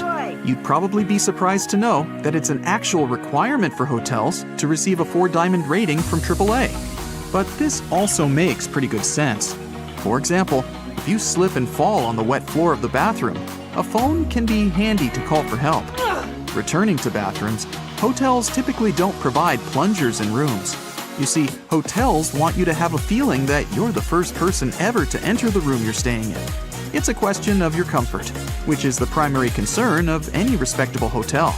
And a plunger in the bathroom, according to anonymous polls, makes people think that the toilet may malfunction at some point, which doesn't help the image. If your hotel has card keys with magnetic strips, make sure you put your card key apart from your cell phone and wallet. The problem is that key cards are rewritten quite a lot, and they're designed for that process to be quick and easy. So, a fairly strong magnet, like the one in your cell phone, could erase your key card, and you wouldn't be able to get inside your room. The hotel will surely provide you with a new card, but that's still inconvenient. Many hotels only accept credit cards as a form of payment, and without one, you won't be able to book a room directly or use the paid services provided by the place. Booking a room is just the first step of your stay at a hotel. During your vacation or business trip, you might use the minibar or other paid services that you'll only have to pay for at the checkout. If your debit card doesn't have enough funds on it to cover all your expenses, the hotel has no means to get their money apart from suing you. If you pay with a credit card, however, all the additional costs go to the bank, and everyone's happy. The time of check-in and check-out is fixed not to annoy you. It's done so you don't barge in onto guests who stayed in the room you've booked, and the hotel staff can clean the room and prepare it for the next guest's arrival. By the way, the checkout time is normally about 11 a.m. to 12 p.m. because hotels actually care about your well-being. They not only let you have your breakfast, but also give you some time to prepare for departure without hurry. Isn't it kinda annoying that many hotels don't have a socket near the bed? In fact, time is to blame in this case. Lots of hotels around the world were built before mobile phones and other portable devices became so popular and widespread. Back then, of course, they didn't need bedside sockets, and many of them haven't yet caught up with the times. You can avoid this issue if you stay at a hotel that's been built relatively recently. Once you're at the check-in desk, it's likely that the hotel staff already recognize you. Many hotels, especially higher-end ones, will do a little research of their guests' social media. While this seems a bit creepy, it's only so they can see who you are to make your stay more comfortable. At check-in, you'll also be given an initial key which will reset the door lock and cancel any existing keys. But make sure to be respectful to your receptionists. Sometimes, they may play practical jokes on rude customers by key bombing. This is where they give you 2 of the initial keys. Either key resets the door, so once you use the second one, the first will no longer work. Toothpaste is one item you probably won't find in the hotel room's bathroom. For budget hotels, it's often too expensive to order, as it's classified as a medical supply. For luxury hotels, it's the opposite.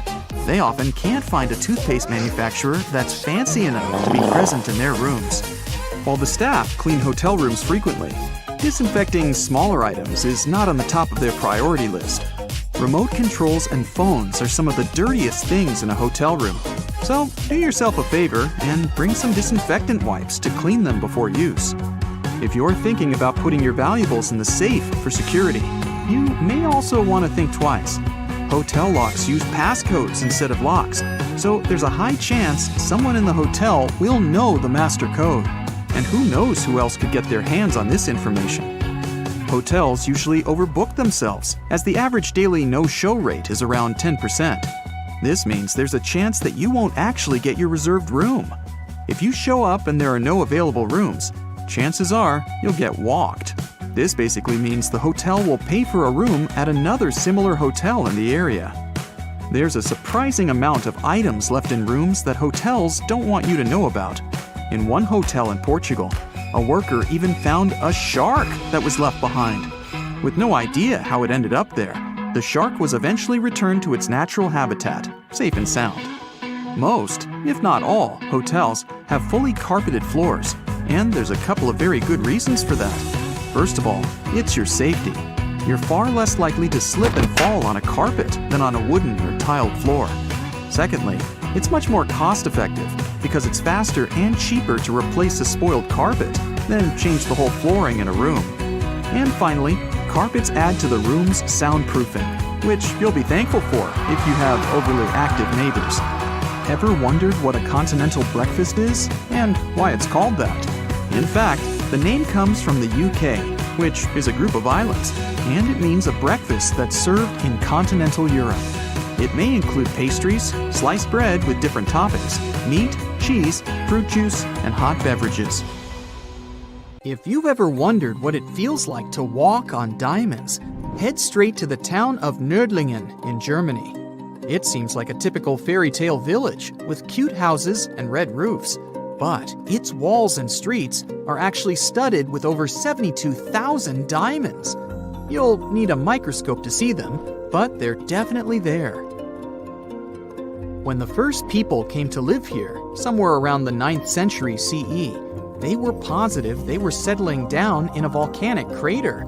They didn't know the stone they were using for construction was embedded with millions of tiny diamonds, and the origins of the crater were out of this world.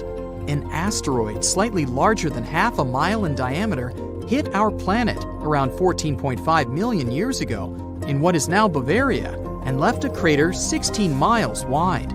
The bedrock was under such intense heat and pressure that the bubbles of carbon inside transformed into tiny diamonds at a concentration like nowhere else in the world. The locals didn't pay attention to their houses, built of what was left of that asteroid impact, shimmering on sunrise. Then, in the 1960s, 2 geologists arrived from the USA, studied the landscape from a distance, and noticed it didn't look exactly like a volcanic crater. After further research, they realized their theory that the crater was shaped from above and not from below proved right. They even had to change school books after the discovery, not to mislead the students. Once the word of the crater had spread, NASA got interested in it and sent their Apollo 14 and Apollo 16 astronauts to visit it to learn about what kind of rocks they'd find in space and which of them were worth bringing home. A moon rock that arrived with one of the missions is now on display at the local museum, and astronauts still visit the place. The locals, though, are so used to living among diamonds, they don't even find it special. The Australian town of Coober Pedy is known as the opal capital of the world and exists completely underground. The town even has the first 4-star underground hotel in the world. The reason people settled in this area was to work at an opal mine. Back in the day, the miners could hardly survive under the burning desert sun, so someone decided to put a tent directly into the mine. Then it turned into a home. Now, Coober Pedy has around 2,500 residents from different countries, about 30 shops, an opal gallery, museums, a bar, and other buildings, and is a popular tourist attraction. The town of Manawi, Nebraska in the USA has a mayor, a clerk, a treasurer, a librarian, a tavern keeper, and a bartender. Yet, the population is officially just 1. Elsie Eiler has been doing all those jobs, paying taxes to herself and voting herself for mayor since 2004. Back in the 1930s, Manawi had a population of 150 people, grocery shops, and restaurants. When farming conditions got worse, people started leaving family by family until it went down to 1 person.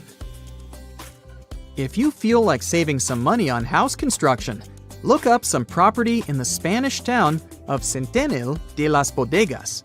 3,000 residents live under and into the sides of the Cadiz Mountains and use them as natural walls and ceilings. The first settlers moved in here back in prehistoric times.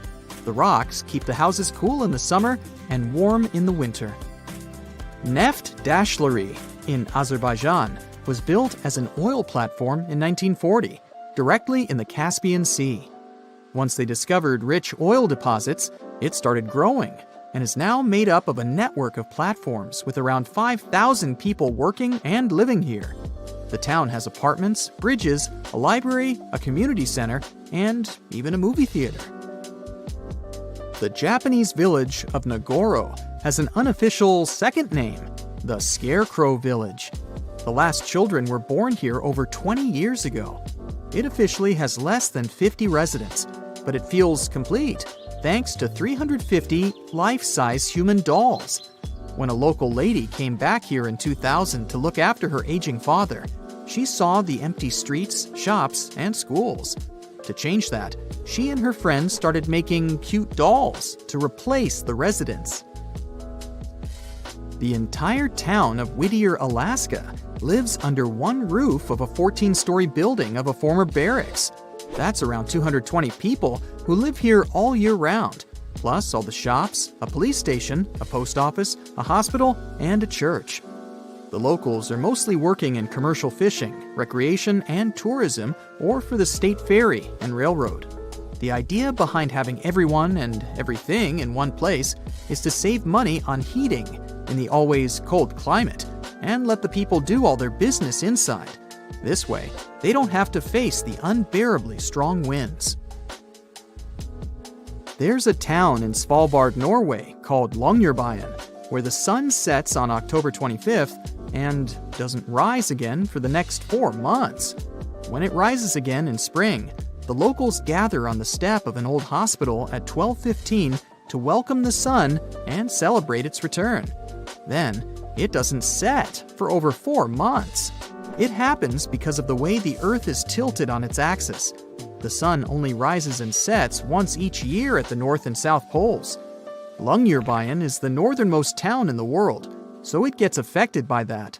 Its residents occasionally see polar bears and reindeer in the streets and get around on snowmobiles. The Italian village of Viganella was built right at the bottom of a deep valley and on the wrong side of the mountains. They cast huge shadows and deprived the village of the sun for the entire winter. The locals used to live like that for centuries, until one engineer decided to build a large mirror high on the opposite slope of the mountain. It's operated by a computer and reflects light on the central square of Viganella for at least 6 hours a day during the darkest months. Santa Cruz del Islote in Colombia is one of the world's most crowded islands, with around 600 residents in a 2.5-acre area. Fishermen built this island on a coral platform over a century ago. They chose it because of its beautiful location and the absence of mosquitoes. The families of the original settlers were growing, and most of them never left the island. You'll only find people with 6 different last names living here. When the family needs extra space, they just add an extra floor to one of around 100 homes in town. Now it has a school, shops, a church, and 1 restaurant. There is no traffic, since the streets aren't wide enough for cars or trucks, and the distances are perfectly walkable. No one on the island locks their doors, because everyone knows each other, and there hasn't been a single crime. Another place where people don't lock their doors is the Shani Shingnapur village in India. In fact, local homes and even shops don't have front doors, keys, and locks, but locals never feel unsafe. Residents believe their village is under the protection of Lord Shani, who will punish anyone who tries to steal something. A legend says that around 300 years ago, after heavy rain and flooding, the locals found a huge rock. The same night, Lord Shani appeared in the dreams of the village head and promised to protect the village if they kept the rock in the village unsheltered. The deity would live on the rock and oversee the village. Once the first bank opened in the village, they added a glass entrance and a barely visible electromagnetic lock with a remote control to respect the tradition. If you're looking for the most relaxed place in the world, check out the Villages in Florida. You can't move here unless there is at least one person over 55 in your home. And you'd have to leave behind any family members under 19.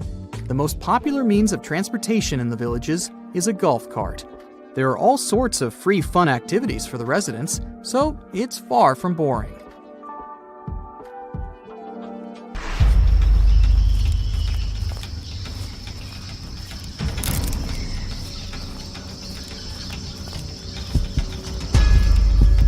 There are bridges in the Indian state of Meghalaya that are created entirely of living tree roots. The bridges are made up of tangled thick roots that makes them strong enough to hold over 50 people at a time. The Khasi and Jantia tribes became masters in the art of growing these insane bridges. They need them to cross the streams below with ease. Some of these bridges are over 180 years old.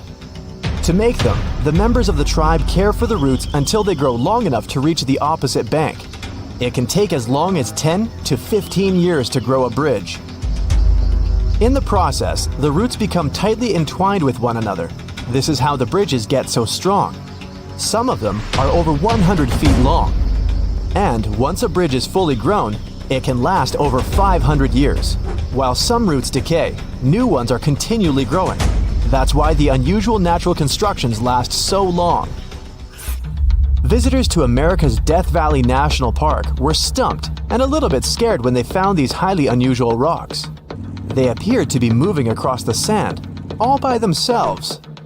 There are many rocks that leave telltale signs in their wake. Scientists are baffled. Some of these rocks weigh over 650 pounds. And some of them have already traveled as much as almost 1,000 feet. There are many theories explaining this phenomenon. But the most probable one claims that the stones move because of something called an ice shove. In the winter, parts of the valley fill with water and the rocks at the bottom become frozen. And since ice can rise to the top of liquids, just like in your favorite soda, the rocks slightly lift from the floor, and then they scrape the muddy bottom of the lake bed. When the summer comes, the water evaporates and the ice melts. All that's left is the rocks and their mysterious trails. Volcanoes can not only shoot out burning hot lava, they can also fire lightning. When volcanoes erupt quickly, ash, dust, rock, lava, and gases are all released at breakneck speeds. This creates so much friction that it causes static electricity to build up and then shoot out in the form of lightning. Fire tornadoes are also a thing. They form when powerful winds hit an already existing fire and drag it upward into a terrifying column. The US watches at least one of these insane spectacles once a year or so. Some of them can reach heights of over 1,000 feet. One of the coolest and rarest natural phenomenon ever is a moonbow. And yes, it's exactly what you think, a rainbow around the moon. But for this lunar rainbow to appear, the conditions must be super precise. The moon must be low in the sky must be dark. Water droplets must be in the air in the opposite direction of the moon. It'll also help if the moon will be shining bright as a diamond. Moonbows occur when moonlight gets reflected off of water droplets in the air. The light hits the droplet at an angle that alters its direction. There are beaches with glowing water that look as if they come straight out of your favorite sci-fi show. These incredible places can be found all over the world, from the Maldives to Puerto Rico. The mysterious glow is caused by tiny marine algae that live under the water's surface. They give off a bright light whenever waves and currents move them. And beaches start glowing blue, green, or red every time the tiny algae get agitated. Take a flight over the emerald woodlands of Western Australia, and you'll be surprised to find a series of bubblegum pink lakes. If you manage to venture down to the lakes, you're in for a treat. Their waters are completely safe to swim in. Not only will it make for the perfect Insta-pic, but this water also has incredibly high salinity. This basically means you'll be able to float on its surface.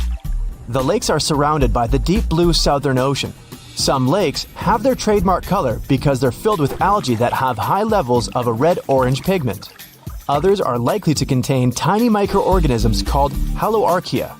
They look red or pink when there's a bunch of them together, and there are people who believe that the lakes have this hue because they're full of bright pink prawns. Light pillars are colorful beams of light that either jet up from Earth towards the sky or shine down from the clouds. Usually, they only occur in cold temperatures as they form when the sunlight gets reflected off of ice crystals floating in the air. The higher the crystals are in the air, the taller these bright and colorful pillars become. They're most common at sunrise and sunset. There are hidden caves all over the world that are filled with glowing light. This light comes from hundreds of glowworms that have made a cozy home in the caves. Some of the caves are more than 30 million years old, and most of them can be found in New Zealand and Australia. The worms themselves don't actually glow, but baby worms called larvae form silk strings made out of mucus. These strings form nets. It's these nets that can illuminate the entire cave. Their purpose is to attract flies and other tasty insects for the glowworms to munch on. Rainbow trees are 100% a real thing. Hailing from the Philippines and Indonesia, these colorful wonders are called rainbow eucalyptus or rainbow gum. The rainbow hues are created by the contrast in colors of old and new bark. As the thin surface layers of bark peel away, they reveal newer ones with brighter, more eye-catching colors. The brand new bark is green, then it changes to purple, then red, and finally brown. This is because the trees contain a substance called chlorophyll. It makes the bark green. As each strip of bark ages, it loses chlorophyll and slowly changes its color. In a desert, you can find beautiful and unique roses made entirely of crystals. They form when sand particles get trapped and compacted during the rain. The quick switch between wet and dry conditions forms the crystals. The crystals, in turn, form a circular series of flat plates. This makes them look like intricate rose petals.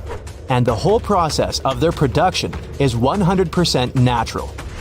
Next time you're taking a dip in the ocean, watch out for water spouts. These are basically water tornadoes. In the US, this crazy weather phenomenon is most common in the Florida Keys and the Gulf of Mexico. They often form during storms but can develop on completely calm waters too. Water spouts appear when two wind gusts blowing from different directions hit each other.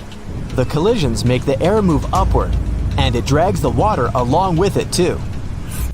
Take a look at this. Looks like a forest, right? After all, there are many individual trees here. Well, it's actually just one giant tree. This is the Pando Aspen Grove in Utah. Underneath all that soil, there's a hidden network of roots connecting all these trees together, all 47,000 of them. Technically, this makes the aspens just one massive tree. No one knows how old the Pando Grove is. Some people say it's at least 80,000 years old. Others argue that it's closer to the age of 1 million years. Hidden in upstate New York, there's a mysterious fire that never goes out. What's even weirder is that the fire is concealed behind a waterfall. The flame is around 8 inches tall and it stays lit thanks to a natural gas seep behind the waterfall. The rocks around the waterfall shelter the flame, meaning it barely ever goes out. Think of animals that climb trees. We've got monkeys, cute little sloths, koalas, and most importantly, goats.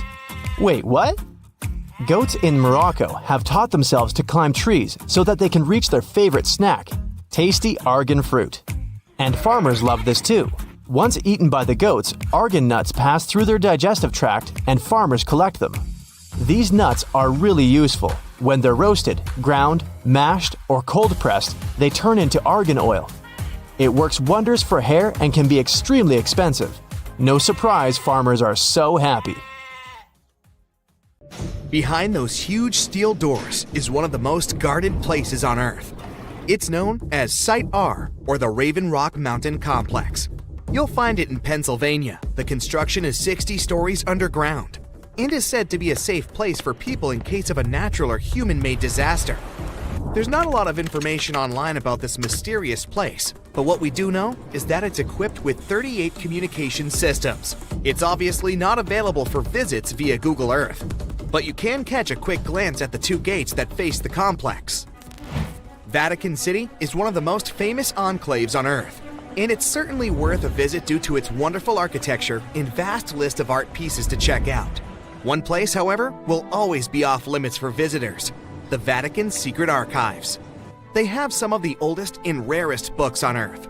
These archives are available only to a limited number of people, and since they have been visited by a small number of people so far, they also trigger a lot of weird theories.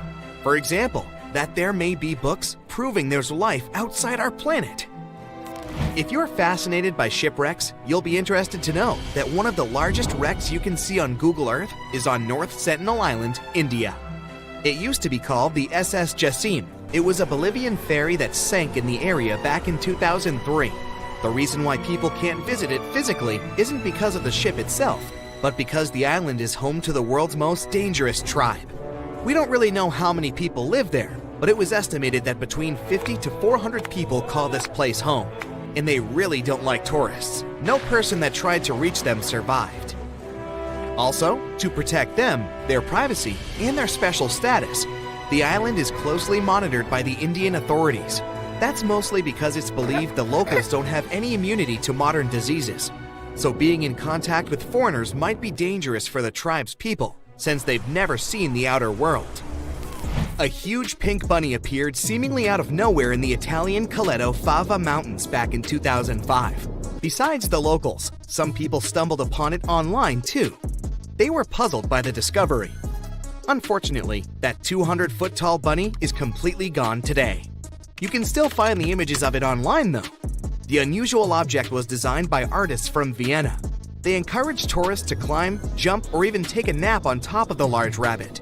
The whole purpose of the project was to allow people to experience what it would be like to live as smaller creatures. The bunny didn't have any removal date at the time it was placed there and was expected to last at least until 2025.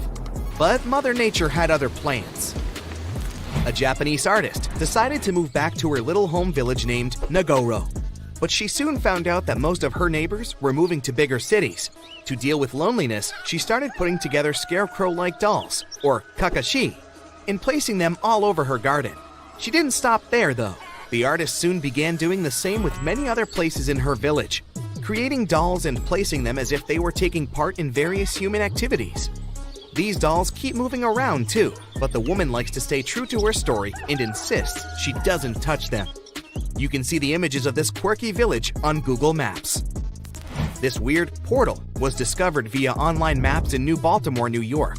It gave people all sorts of bad dreams. With spooky-looking buildings and all sorts of blurry figures, this area soon became a source for many weird internet theories. Turns out it was nothing more than a technical issue, which resulted in those images being rendered in a distorted manner. Either way, if you look for these images on Google, you won't be able to unsee them. This cute miniature world map was created by an artist from Denmark. He continuously worked on this tedious project from 1944 until 1967, using mostly his hands and just a few tools for moving heavy rocks around.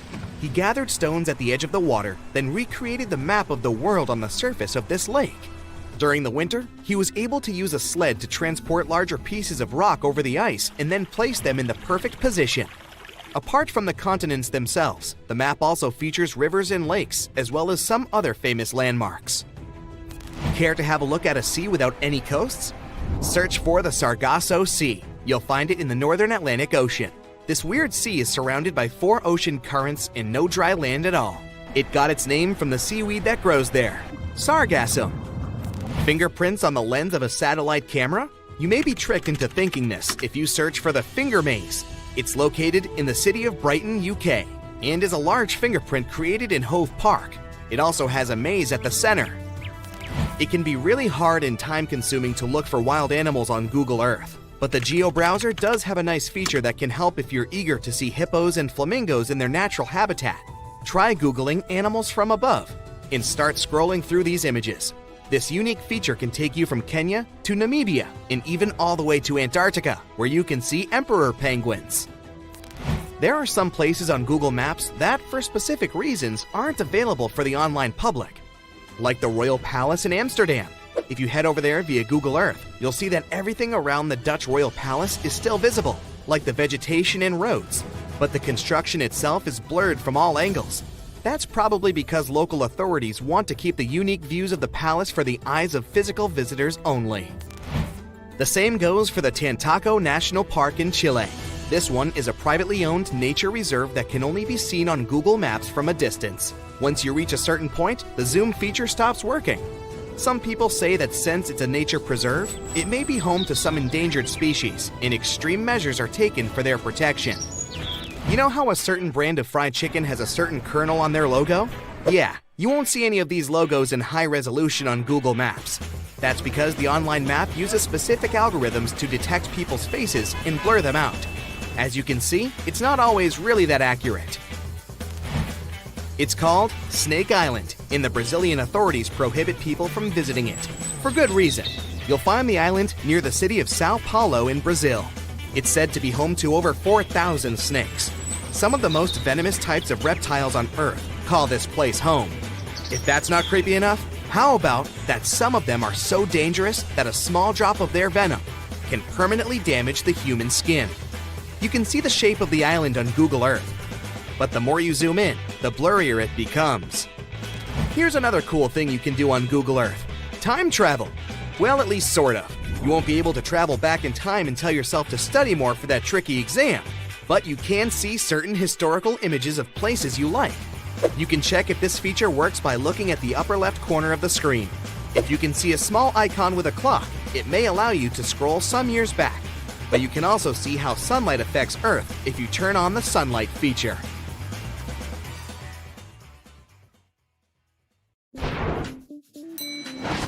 That little yellow hook you can see from the airplane's window if you're sitting next to the wing is there to help you in case of an emergency landing.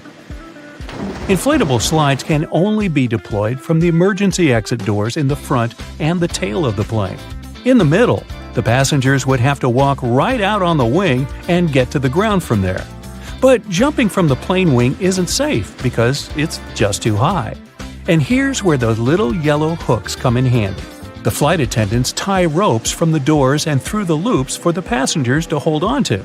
This way, everyone can safely get to the ground without injuries. Now, you want to try to avoid cozying up under airplane blankets. Some airlines only wash them about once a month.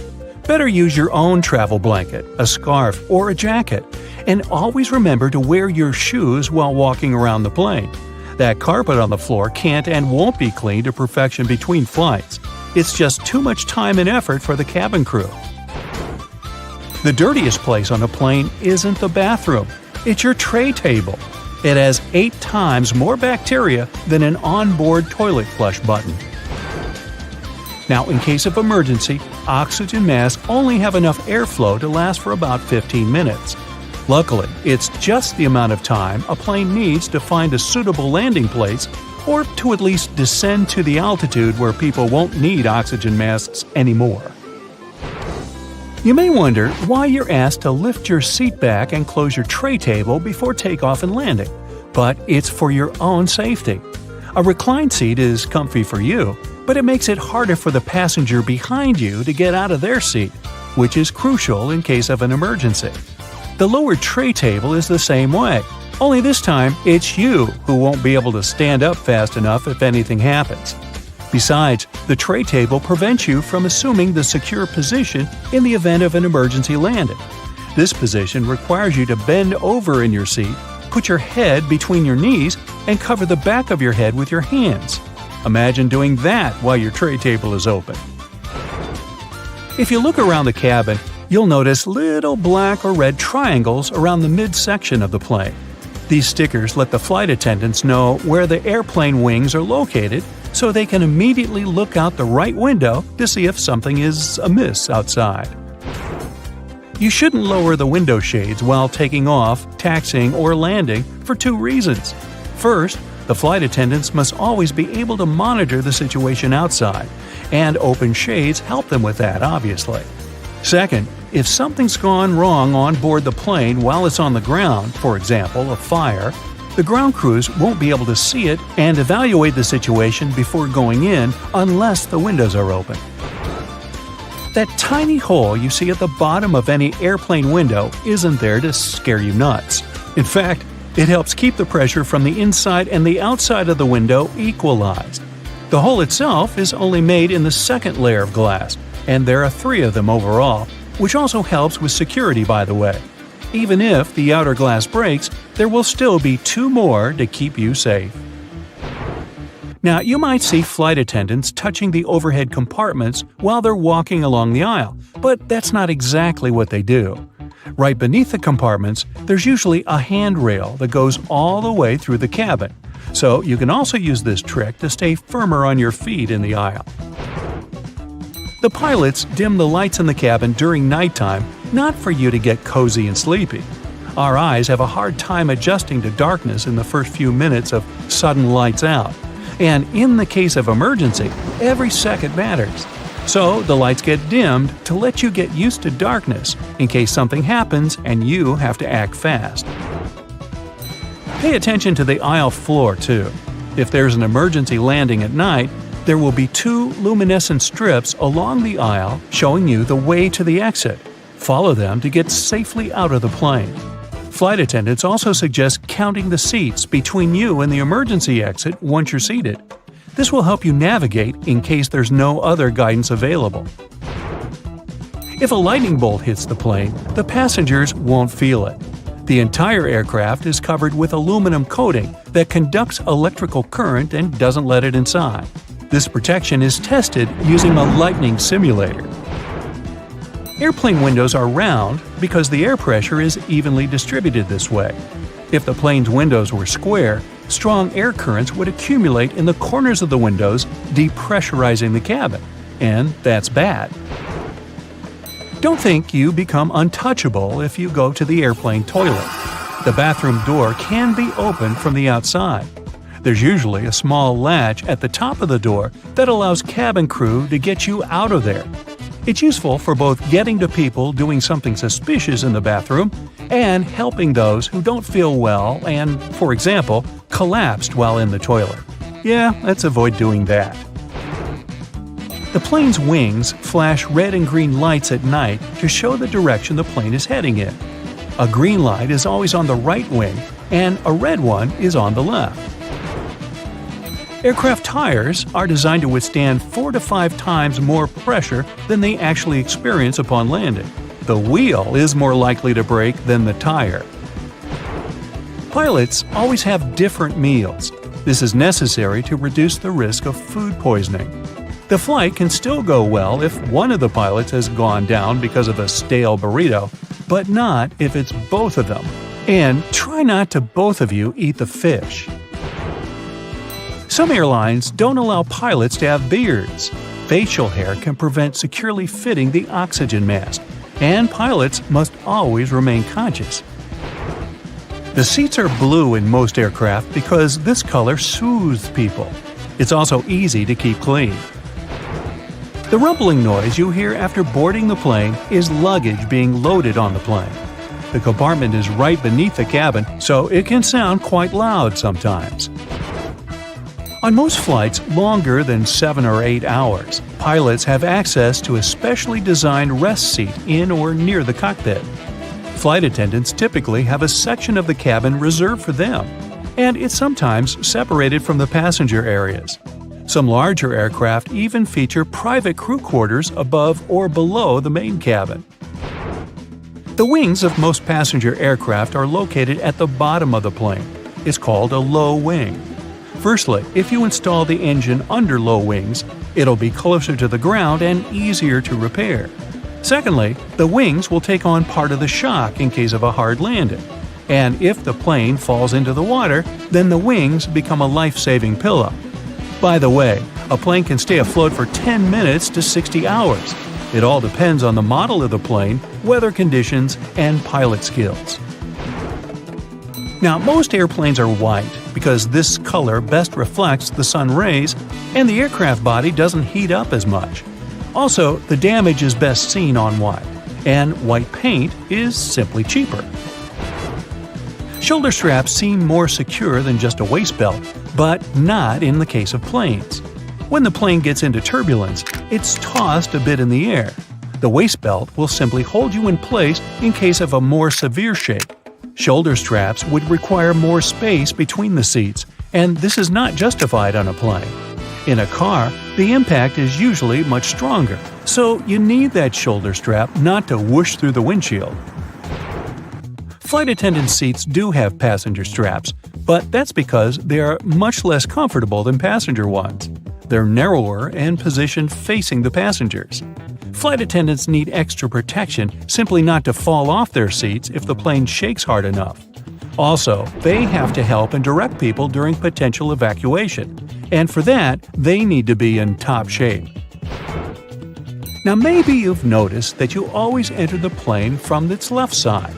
Firstly, the captain usually sits on that side.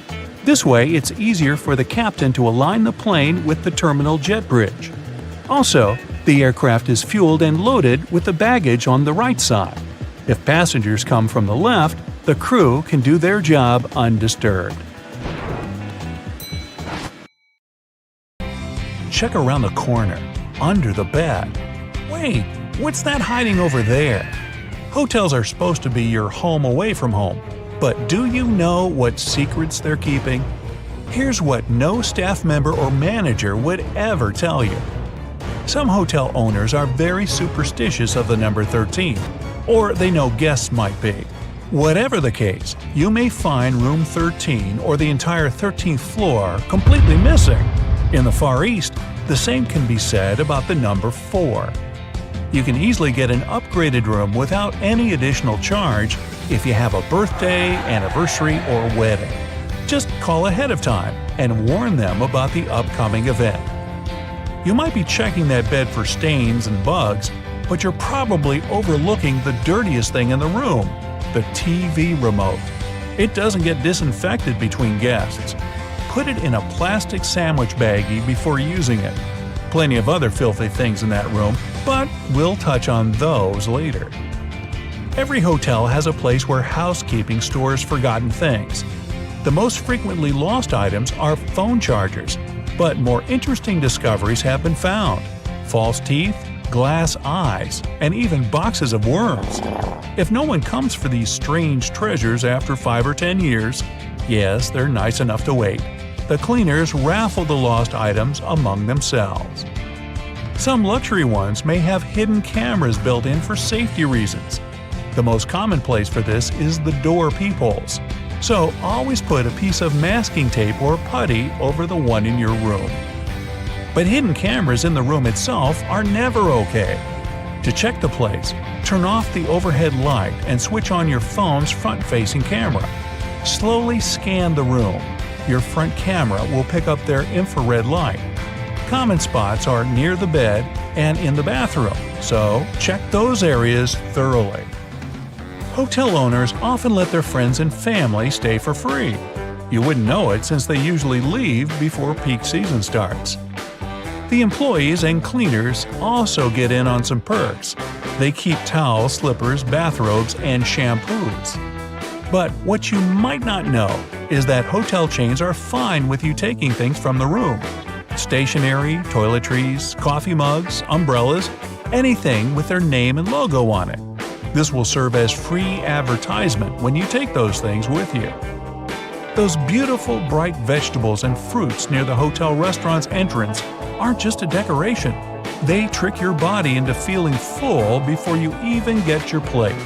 You eat less, and the company saves money. They may give you extra bottles of shower gel or other toiletries, but there are ones that charge you for grabbing too much food during the breakfast buffet. To avoid upsetting the cooks with the amount of discarded food, some hotels in certain countries make their guests pay for anything left uneaten on the plate. No hotel chain would willingly tell you how to get the biggest discount for your stay. So if you have a limited budget, make a reservation after 6 p.m. This is when the sales department tries to sell all canceled reservations at the last minute. That often means cutting the price down, sometimes in half. The first Sunday of the month is the best time to check in. Vacationers are leaving, business travelers haven't arrived yet, so most of the best rooms will be available. To get the top pick, use a special service called rooming. You can view everything in the hotel and choose which room you like the most.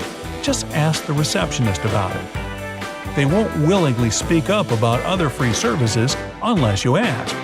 Free phone chargers, hair irons, bottled water, and board games are among them. They can also order a transfer for you, book concert or theater tickets, and wake you up at a specified time.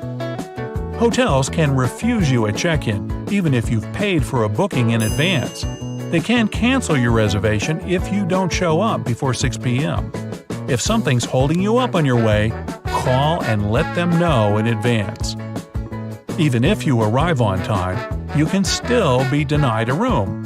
It usually happens when the hotel is overbooked. In that case, they might redirect you to a different one. Even more surprising, the chances of this happening depend on who you are. Young single men, couples, and groups of friends will usually get the boot before a family or a single older woman. It's because the first group is usually more flexible about the unexpected move. Before you pounce on that minibar, better check to see if those drinks are sealed. Hotel workers say they've had cases where guests finished all the provided beverages and then filled the bottles up with tap water to avoid paying for them. Shh, you didn't hear it from me. Large chains often have their own special transport for meeting important guests or getting around town. Their own taxis are usually cheaper than city ones. So if you want to save some money, check the cost of their transport at the reception. But don't ask the receptionist to recommend where you should have a meal. The hotel clerk will point you to a local place that pays them for the recommendations, even if it's overpriced and tasteless there. Guests don't really pay for the room itself, but for the hotel's location. Proximity to the airport, the beach, downtown, and famous sites will cost you an additional amount. Yes, even if it doesn't have any stars at all and the conditions inside aren't great. Think twice before handing over your keys for valet parking. There have been cases when hotel workers took an expensive car for a joyride and even filmed it. My car? No. A famous person could be staying in the room right next to you. Nobody would know it since they get to use made-up names to conceal their identity. For the rest of us common folk, that's not allowed. You requested a single room with a big bed and a nice view of the beach. What you got? A room with 2 small beds and a lovely view of a brick wall. It happens all the time. But they're supposed to give you compensation or some free service to make up for the difference. Know your right to this if the manager doesn't offer. The safe in your room can be anything but safe. If you have some valuables, ask the receptionist to put them in the main hotel safe up front. This place is usually much more secure since all the staff doesn't have access to it. Although hotel chairs and sofas look clean, wait till you see one under a microscope. Don't sit on them without first laying down a towel or blanket. You don't know if the guest before you had their feet up on the furniture. And their feet would certainly be filthy since the room's carpets are rarely shampooed, maybe once a year or even less. That being said, don't walk on them barefoot. If you use slippers or keep your shoes on, make sure to put shower caps on the bottoms when you pack them into your suitcase before leaving. Same story with that bed. Before you lie down on it, know that the cleaning staff might launder the linens between guests, but not that big, beautiful, germy bedspread. Don't touch the drinking glasses either. Even if they get a wipe down, it was probably with the same cloth used to clean other surfaces. Why? Well, because staff have only 20 to 30 minutes to clean each room completely. So they need to do it quickly, not thoroughly. Things that often get overlooked: light switches, door and drawer handles, remotes. Ironically enough, it's the things that get touched most often. Experts have found that these items have as much germs on them as the toilet. Solution? Always bring plenty of antibacterial wipes. And if you ask about the hotel's cleaning practices, remember, cleaning doesn't mean disinfecting. Choose your words wisely and don't give the manager a loophole. Airports are some of the most visited and, at the same time, mysterious places out there. So, let's see what's going on behind the scenes and what secrets airports hide. At some airports, there are special people called profilers. Such people bring to life a special program called SPOT, Screening Passengers by Observation Technique. They analyze your mimics, gestures, and behavior in order to detect suspicious people. Their job is to notice nonverbal signs of anxiety, people licking their lips, itching, or looking around a lot. If a profiler notices a person acting in an unusual way, they can invite them for an inspection. There, they talk to this person, trying to find out more about them and confirm, or not, their suspicions. Airport agents might also be watching you all the way from the security check to your gate. Some airports have facial recognition scanners that can easily track you. They're equipped with special software that compares passengers' faces with their IDs. Keep in mind that if you don't charge your laptop before the flight, it may be confiscated. It's not uncommon for an airport security officer to ask you to power your device up. If you fail to do it, your gadget can be taken away for an additional check. For safety reasons, it's crucial to make sure that it hasn't been tampered with or modified in a way that can cause harm during the flight. Packing an electric brush in your check-in luggage may land you in trouble. Brushes produced by some brands have lithium batteries inside, and those can potentially lead to serious problems in the air. That's why leaving your electric brush in your checked suitcase isn't an option. But you're allowed to store them in your carry-on bag. At the same time, if your device runs on AA batteries, you can put it wherever you want.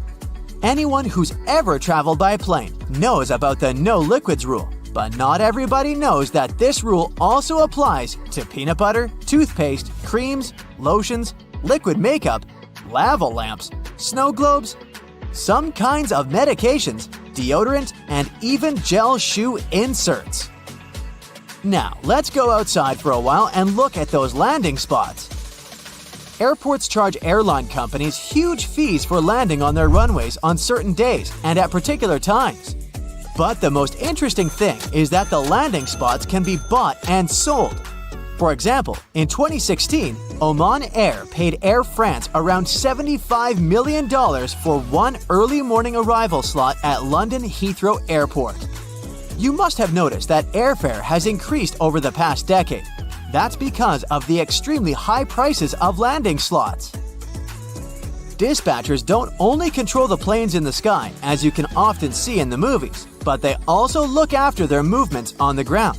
They also control the lighting on the runways. There's 3 types of air traffic controllers: en route, terminal, and tower. Each of these dispatchers has their own area of responsibility. One dispatcher has about 5 monitors, and the information on them is constantly changing since the monitors show weather conditions and information about other planes. You know how it sometimes goes. You come to a security checkpoint, and all of a sudden, it turns out you have something prohibited in your carry-on. But worry not, you still have a chance to save your favorite penknife. At some airports, there are on-site postal services, and you might have an opportunity to mail your belongings to any address you provide. But the mailing fees are pretty high, plus certain items are prohibited, and the postal service won't deliver them. Airports can be selling your lost luggage right now. Of course, I don't say that there's no chance for you to get back your suitcases that's traveled to a different destination, but just as likely, you might not see it again. In this case, an airport has the right to sell your misplaced belongings at an auction.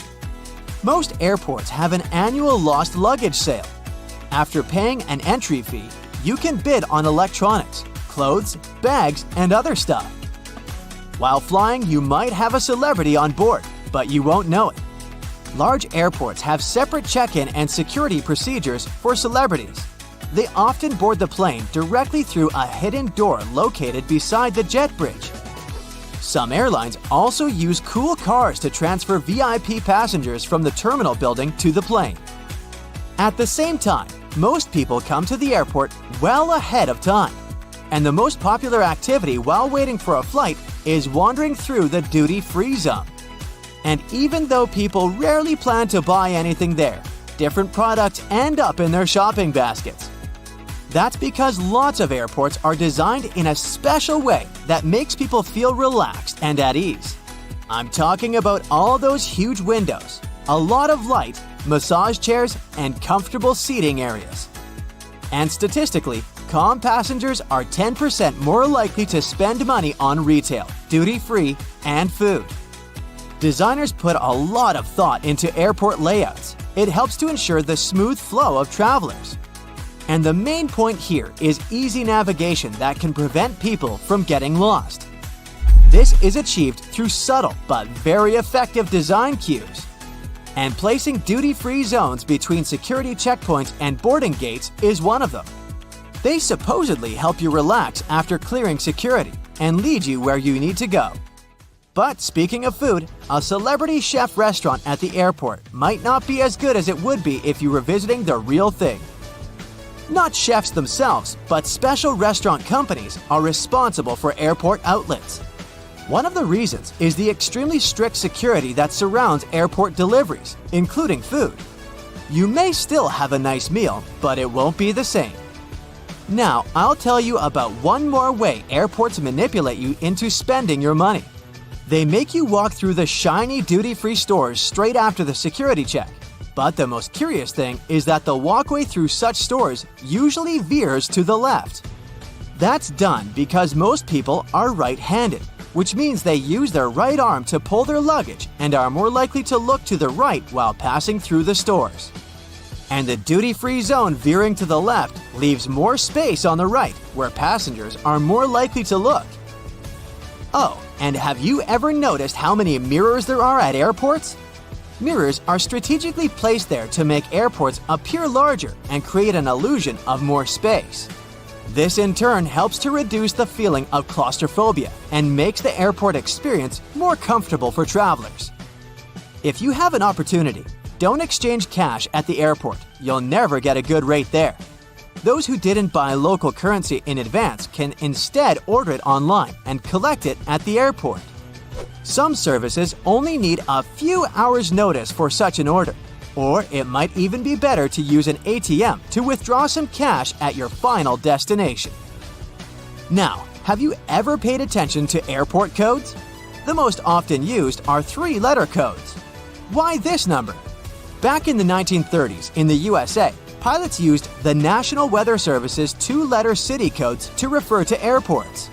But soon, the number of airports in the country outgrew the number of such codes. That's why airlines expanded this system by adding the 3rd letter. It was usually X. That's how LA, Los Angeles, turned into LAX. But even though there shouldn't be 2 airports with the same code, some of these codes sound so similar you could easily mistake one for the other. For example, look at this airport with the code CGP in Bangladesh. And here we have CPG. It's the code of an airport in Argentina. It's dangerously easy to fly to the wrong place, so pay attention. Hey, we all want to get from point A to point B in the quickest, most direct path possible. Agreed? Good. But if you ever wondered why there's no direct flight from your hometown to your destination, there's a reason. When deciding on a new route, airlines have smart analysts who decide what that route will be or if it'll even happen. They got 2 main questions to answer: how many people want to go there, and how much money are passengers willing to pay? Depending on those 2 factors, airlines can make new routes and drop existing ones. Distance means fuel, and fuel means money. If they're not selling enough tickets to enough passengers going that route, out it goes. So it's not only us passengers wanting to get from A to B the fastest way possible. The airline wants to make it as efficient as it can be too, because time is money. By the way, it's always bugged me why people don't want to fly from B to A. It's always A to B. Why? B's a nice place, but you wouldn't want to live there? I don't get it. Anyway, back to the script. Whenever you're going on a road trip, you probably plan your route. You pick the best possible roads, you check how many gas stations, stores, and rest stops will be on the way. Even if you don't do that, airlines certainly do, because flying is a lot more expensive than driving. Before a flight starts, the crew makes a flight plan. The plan is uploaded to the aircraft's computer and shows the whole route from one city to another. The plane will have to stick to it most of the time, even though there's actually a whole set of routing possibilities. Because it's good to have a plan B, C, and D when you're moving a large chunk of metal through the sky with hundreds of people on board, airlines have the main route and backups to use in case of weather conditions or other possible issues. So, the people and the airline want the plane to fly the least time possible. As we know, the shortest way from A to B is a straight line. But when you look at the flight map, it's anything but a straight line. It's more of a rainbow shape across the globe. Why is that? Because showing our 3D Earth on a 2D map tricks your eye. Your plane really is flying in a straight line. Proof? If you take a string and connect, say, LA and Tokyo, you'll see it's as straight as lines get. But compare your string to the lines of latitude running across your globe. There it is, that rainbow. If we look at a live flight tracker, we can see thousands of planes flying at the same time in the same route. I mean, the whole map is covered. Look at them all. Okay, now let's take for example the US and Europe. Planes from New York, Boston, Chicago, and plenty of other cities all fly to Germany, Spain, Greece, you name it. They're all in the same air at the same time and landing in Europe by morning. Turns out, the air highway is much busier than anyone thought. Imagine it happening on a highway on the ground. So much traffic every single day. But when you're up there in the sky looking out at the clouds, it feels like your plane is all alone. All these planes use pretty much the same route because it's faster and cheaper.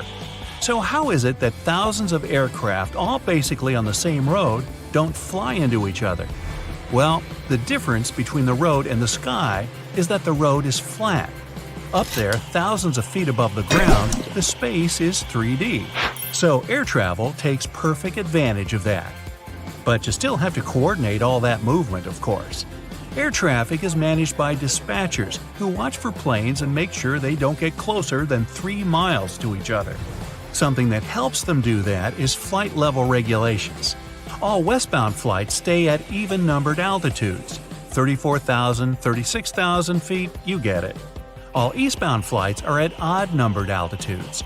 35,000 and 37,000 feet. Meaning there's at least 1,000 feet between planes flying towards each other. Doesn't sound like much when we're talking altitudes of tens of thousands of feet, but that's about the height of the Empire State Building. Some parts of the air have extremely high traffic because so many planes fly there every minute. Whenever an aircraft enters one of these super busy zones, it must follow a very specific route. But even in not-so-crowded zones, there are still thousands of planes. To share the sky safely, each must follow their own route that even has a specific name. And they have plenty of help staying on the right path. There are devices on the ground called fixed navigational aids, or nav aids for short. They send radio signals in the sky that an aircraft can pick up on. You also have waypoints that are simply geographical points on Earth. They're loaded into the GPS systems, and an aircraft must follow them. An airplane's whole route is basically flying from one waypoint to another, all the way to the destination place. Now, let's go back to that global flight tracker. Something else you'll notice is that planes mostly avoid flying over the ocean and large bodies of water, the Pacific Ocean in particular. Yes, you see some here and there because people do have to get to Hawaii somehow. But in general, everyone's flying around the Pacific, not over it. That's because it's a route that's preferably avoided. Whenever there's a nice path above the ground an aircraft can follow instead, it'll go for the ground. But that doesn't make any sense because flights over water are smoother. Turbulence is caused from hot air rising from the ground. When there's no ground below you and just vast water, the source disappears and you get a less bumpy flight. Still, flying over land is safer. It just comes down to more possibilities for emergency landing on the ground rather than, well, in the middle of the ocean. And planes that take those transoceanic flights are usually the big kind with 4 engines. It'd just be too dangerous for the ones with only 2 engines. Just imagine an engine fails, and that plane would have to rely on the one other engine it has. It's possible, just best avoid it. But big ones also prefer to have a safe place to land just in case. Now, show me an airport in the Pacific Ocean. Not many of them, huh? Hence, why everyone's flying around it. Another region that planes prefer to avoid is the Himalayas. Again, doesn't mean it never happens, just better not to. The Himalayan mountains are higher than 20,000 feet, with Mount Everest reaching 29,032 feet, just to be precise. Most planes fly at about 30,000 feet, and that's just way too close for comfort. Not to mention the winds are strong there, and mountains make it difficult to maneuver the aircraft. That, and there are almost no radar services in the Himalayas, so the pilot wouldn't be able to communicate with the ground. Also, an emergency landing is only possible on a flat surface. The Himalayan region is the exact opposite of that. Add to that, there's a risk of running out of oxygen in this already dangerous area. An airplane only has enough oxygen to last 20 minutes. Plenty of time for the pilot to lower to at least 10,000 feet to a safer altitude with more oxygen. But the Himalayas make that pretty much impossible because, well, mountains, poking up all over the place. You get the picture. Back to our flight tracker map. You'll also notice hardly any planes flying over the poles, except that one up in the Arctic. Hey, what are you doing there? Ah, Dubai, Seattle. Well, it's one of the very few. This route likely got a special approval, navigation system, and a unique set of preparations. The problem here is that the poles interfere with the navigation. Compasses there go berserk and are of no use. The Earth's North Pole has a very strong magnetic field that's constantly changing. The magnetic field moves, making true north different from what pilots see on their devices.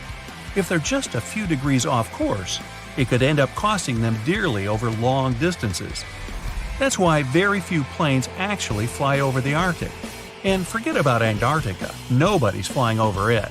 Not that you're not allowed, it's just that almost 70% of Earth's land is in the Northern Hemisphere, and nearly 90% of the world population lives up there.